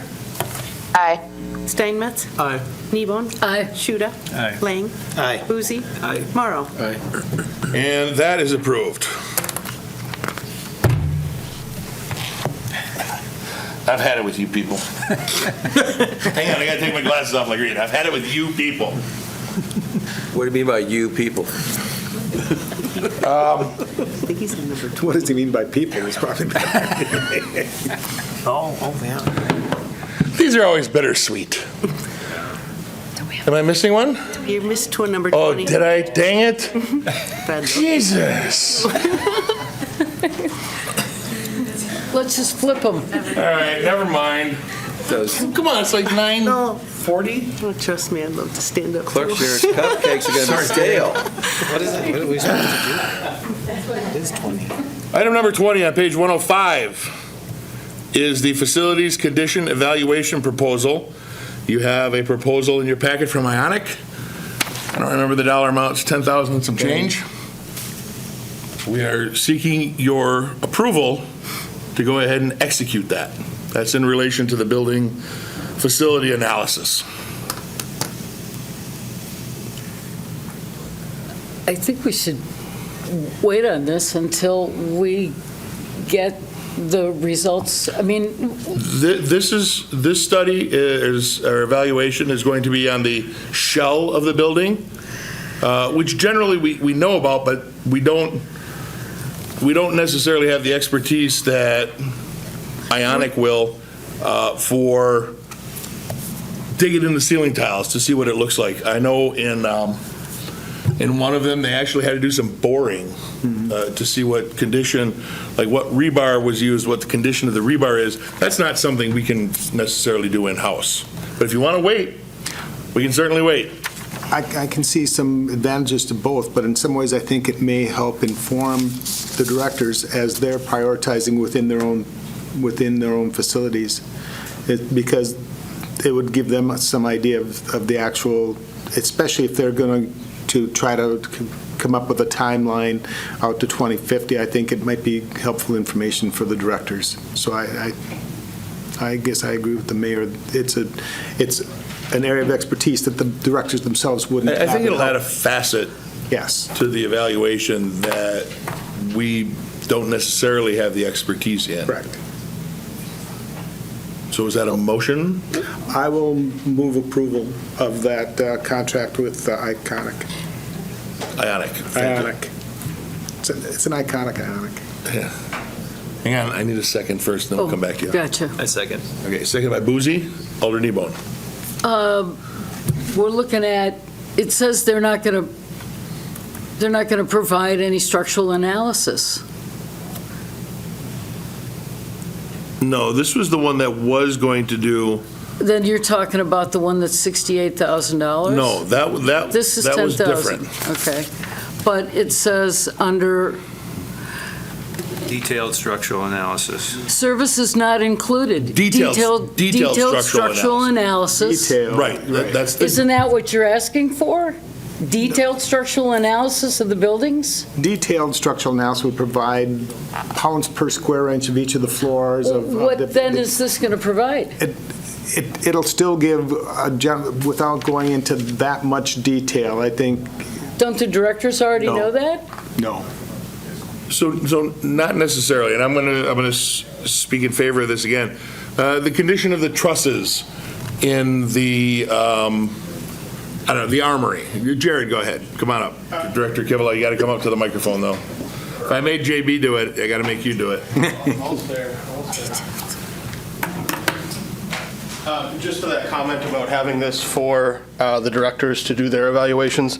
So within the timeline here, this would not be completed, given in this report, or in this quote here, until August. So if we're expecting everyone to come back in June and have that information, or even July, we may not have all of that information from this study, this report, for us to utilize. So just to factor that into your point. But yeah, this is a general structural review. That's why it's only 10 grand for, how many buildings do we have in there? 6, 5, 6? 6. 6. Go ahead, Dan. Director Kramer, sorry. I just want to add one more thing. So the Gerke KB Willett Arena, for example, right? We had Raymaker, who has MEP, mechanical, electrical, plumbing, do the full design package for that building.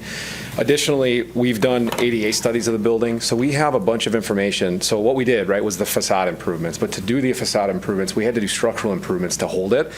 We remodeled the basement. The inspection department came over, inspected a number of things in the building. So I'm not going to say I'm in opposition of that. I'm just saying we kind of are replicating something we just completed to the tune of $3 million at that building. The rec department office in that area has been expanded.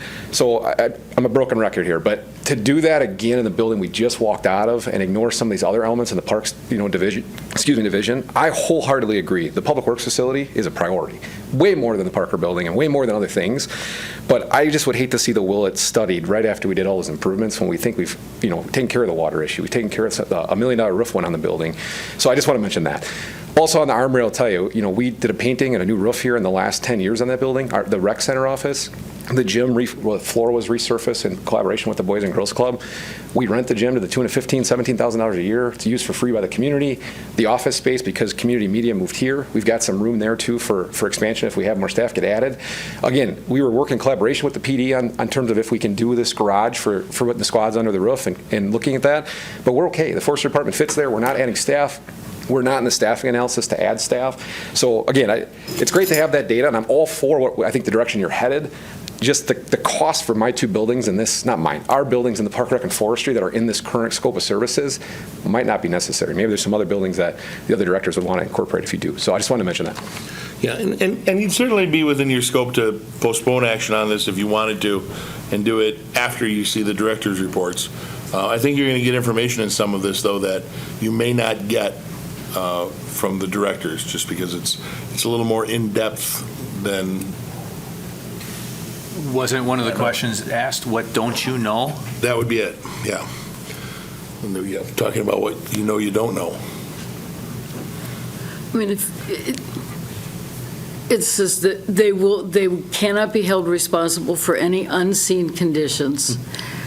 And it looks like all they're going to do is walk in and look around. Yeah, it's a little more than that, but yeah, you're right. It's not going to be that in-depth structural analysis, but they are going to evaluate the major things regarding the shell of the building.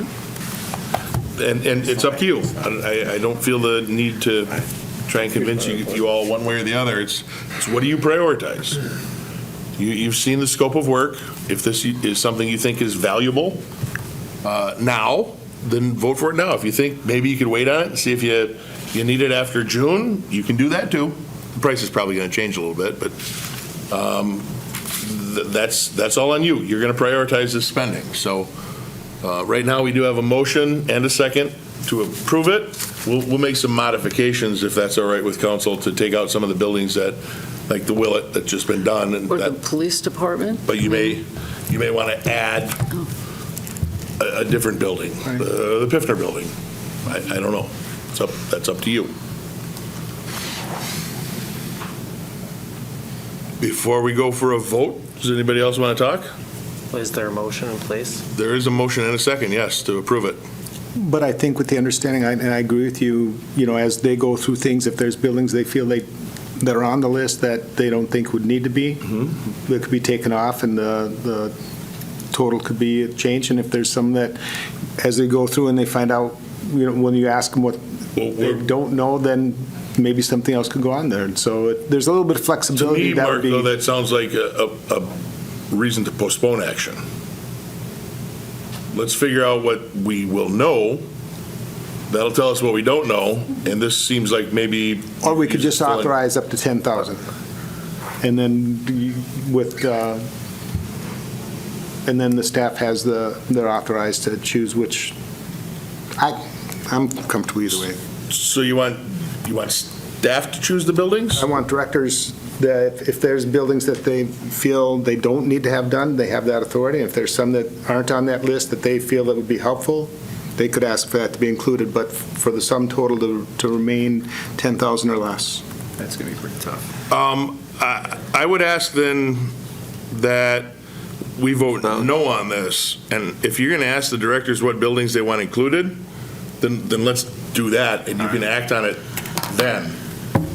And I mean, it just gets really confusing. Like, you want the building analysis, but figure out which buildings we want analyzed. This report is for you primarily. This whole process of a facility study is for the benefit of the council. Not that it won't help us. True. But the council asked for this. Okay. So we need to be very clear on what you're asking, so we don't spend money that we don't need to. I would suggest we postpone. I mean, going into it knowing that a full third of the buildings listed here might not need to be on the list would make me feel uncomfortable approving, given that what we would be approving in terms of amount could vary pretty wildly depending on what buildings we want to include. And then postpone until when? Would you like the directors to figure out, put a list together of what buildings they would like to see? And then you consider that? Or do you want to wait until after June when you get their reports and make your decision then? I would suggest splitting it into two parts so that we're not piling more onto what we're already asking them to do in a limited time frame. I think we can act in the future based on what they say, what we would then want to include. So at this point then, I think it would be appropriate just to deny the motion. Can I just withdraw it? And then we're good. And Robert's rules say you can't withdraw. No, actually you but- can. I looked up in Robert's rules. You can withdraw a motion. I don't care. Do whatever the hell you want, right? As long as you can suspend the rules whenever you want to. It's really simple just to vote no. And then all the bases are covered. If the person who seconded is comfortable with it, then it can be withdrawn. Whatever. Are you comfortable withdrawing? If it's a thing, yes. Why don't we I just don't vote believe on it's it? a thing. Logan, technically, you're the parliamentarian. Let's just vote on You it. guys are doing just fine. Thanks, buddy. I tell you what, as chair, I'm just going to call for a vote. That's fine. Right? Just because I don't believe that a withdrawal is appropriate. I'll double check tomorrow, but at this point, I don't have my big book in front of me. But regardless, we're just going to call the vote. If you are not in favor of it, just vote no. And we don't need a motion to not do anything. Not doing anything is that. Yeah. So if you're in favor, vote yes. If you're opposed, no. Clerk will call the roll. Morrow. No. Boozy. No. Lang. No. Shuda. No. Nebone. No. Steinmetz. No. Burr. No. Broderick. No. Keimer. No. Christensen. No. Thank you. All right. Does anybody else want to make a motion on 20? Because if not, we'll move on to item number 21. Just as a point of clarity, are we thinking about like what was discussed, postponing it to a certain time till we saw something? You don't need to make that decision. Right.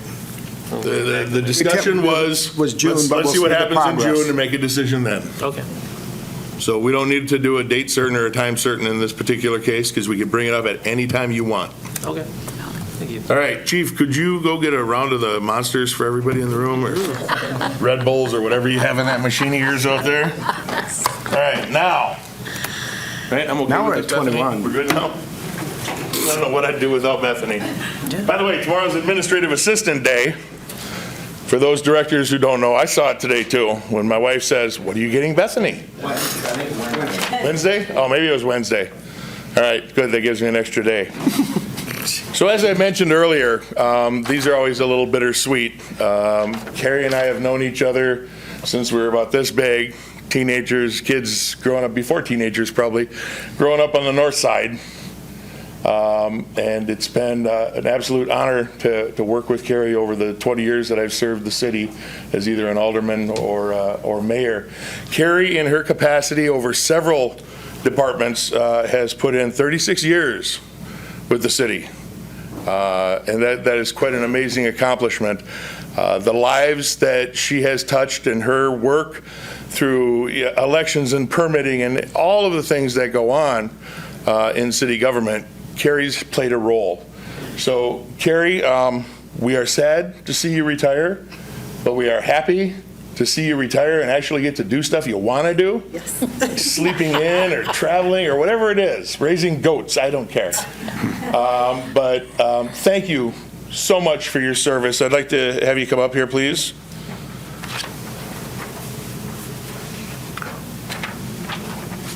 And she's still here through April, so if anybody watching or listening wants to say hello or give Kari a short story about how she affected their lives, she'll be at the clerk's office most of those days. Kari, in recognition of your dedicated public service as city clerk for the city of Stevens Point, the people of the city of Stevens Point extend their profound appreciation and sincere gratitude to you, Kari Yenter. Thank you very much.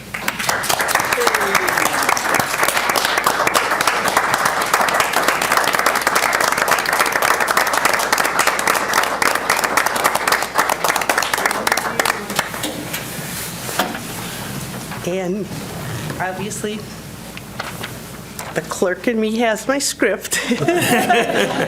Notarized. Yeah. And I'm going to read from it because I'm hoping not to get emotional. But if I do, I don't care who. Somebody pop up here and help me out. And it is. It's a mix of emotions. It's a mix of emotions. It's both enjoyment, excitement, sadness. It's hard to believe 36 years have passed. My employment actually started in 1989, young lady, 30 days after my wedding. I was extremely excited. We even canceled our honeymoon vacation so I could take this job. I, along with over 250 applicants, had applied for the same position. I started my career at the Stevens Point Police Department. At that time, the police chief was Chief Fondry. I was thankful for the opportunity to prove myself. My career with the Stevens Point Police Department started as parking enforcement, shortly after promoted to Records Bureau. After 9 years with the police department, I decided to transfer to the city clerk's office. There I started as the administrative assistant, at which time Vicki Strike was city clerk. I learned very quickly that the clerk's office was the hub of the information for the citizens of Stevens Point. From administrative assistant, I was promoted to the election and licensing specialist. Then in 2020, I was appointed city clerk. I experienced every aspect of the multitude of duties that are required in the city clerk's office. Looking back on my career, I realized how much I have grown, both professionally and personally. The journey was rewarding. And I'm so thankful I was able to accomplish a long, successful career. Not to brag, but rather proud of my accomplishments. No one should ever be jealous of others' accomplishments, as we all had that same opportunity. If only possible applicants and new employees could foresee the future and realize the opportunities, and in the end, reap the rewards of hard work, being loyal, and dedicated. The opportunity is here for all of us.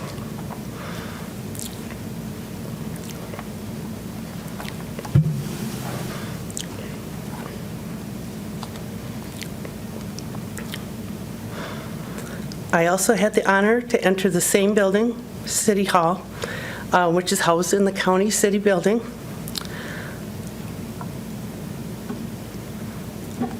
That my Uncle Frank's name proudly appears on a plaque outside the county treasurer's office. My father had one sibling, Frank. He was killed in World War II in the Aleutian Islands. He was just a young man, never had a chance to live the life we now take for granted. I'm sure he'd be as loving and caring as his brother, my father.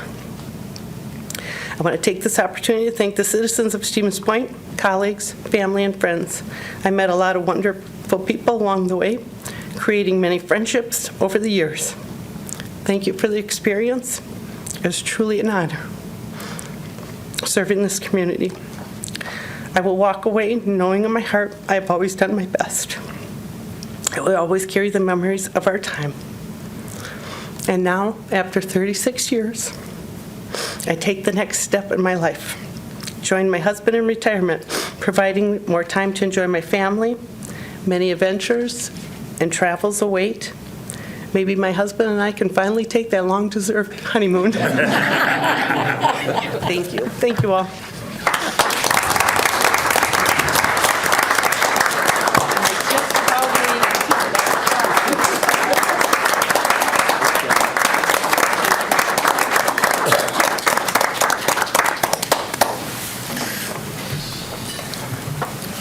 And I do have cupcakes for everyone. A midnight snack. I think I'm gonna need one of those paper towels. Thank you, Kari. Thank you.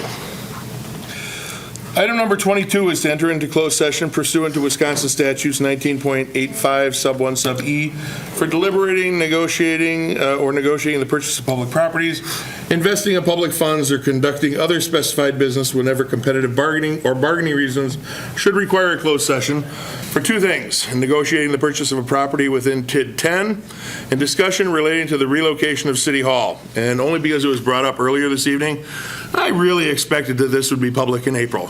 We're waiting until May now, but nothing ever rarely goes as planned. So that's the reason. So I need a motion to go into closed session. So moved. Second. Seconded by Lang. Discussion. Need a roll call vote, please. Christensen. Aye. Keimer. Aye. Broderick. Aye. Burr. Aye. Steinmetz. Aye. Kneebone. Aye. Shuda. Aye. Lang. Aye. Boozy. Aye. So we have what I wanted. reconvened out of closed session, and we are ready to take action on the negotiating of the purchase of property in TID 10. Is there a motion? Mr. President Mayor, Christensen. I would move that we authorize staff to negotiate the purchase of property at 601 Main. With the terms identified in closed session. The terms discussed during closed session. Thank you. Is Those there a second? parameters. Second. Second was Morrow. Discussion? Comments from the audience? Seeing none, can I get a roll call, please? Christensen. Aye. Keimer. Aye. Broderick. Aye. Burr. Burr. Yes, aye. Steinmetz. Aye. Kneebone. Aye. Shuda. Aye. Lang. Aye. Boozy. Aye. Morrow. And that is approved. Our agenda is exhausted, and we are adjourned at 10:20. Tuesday. 10:18 is what I've got. A video of this meeting is available for viewing on the city's website, stevenspoint.com/videos.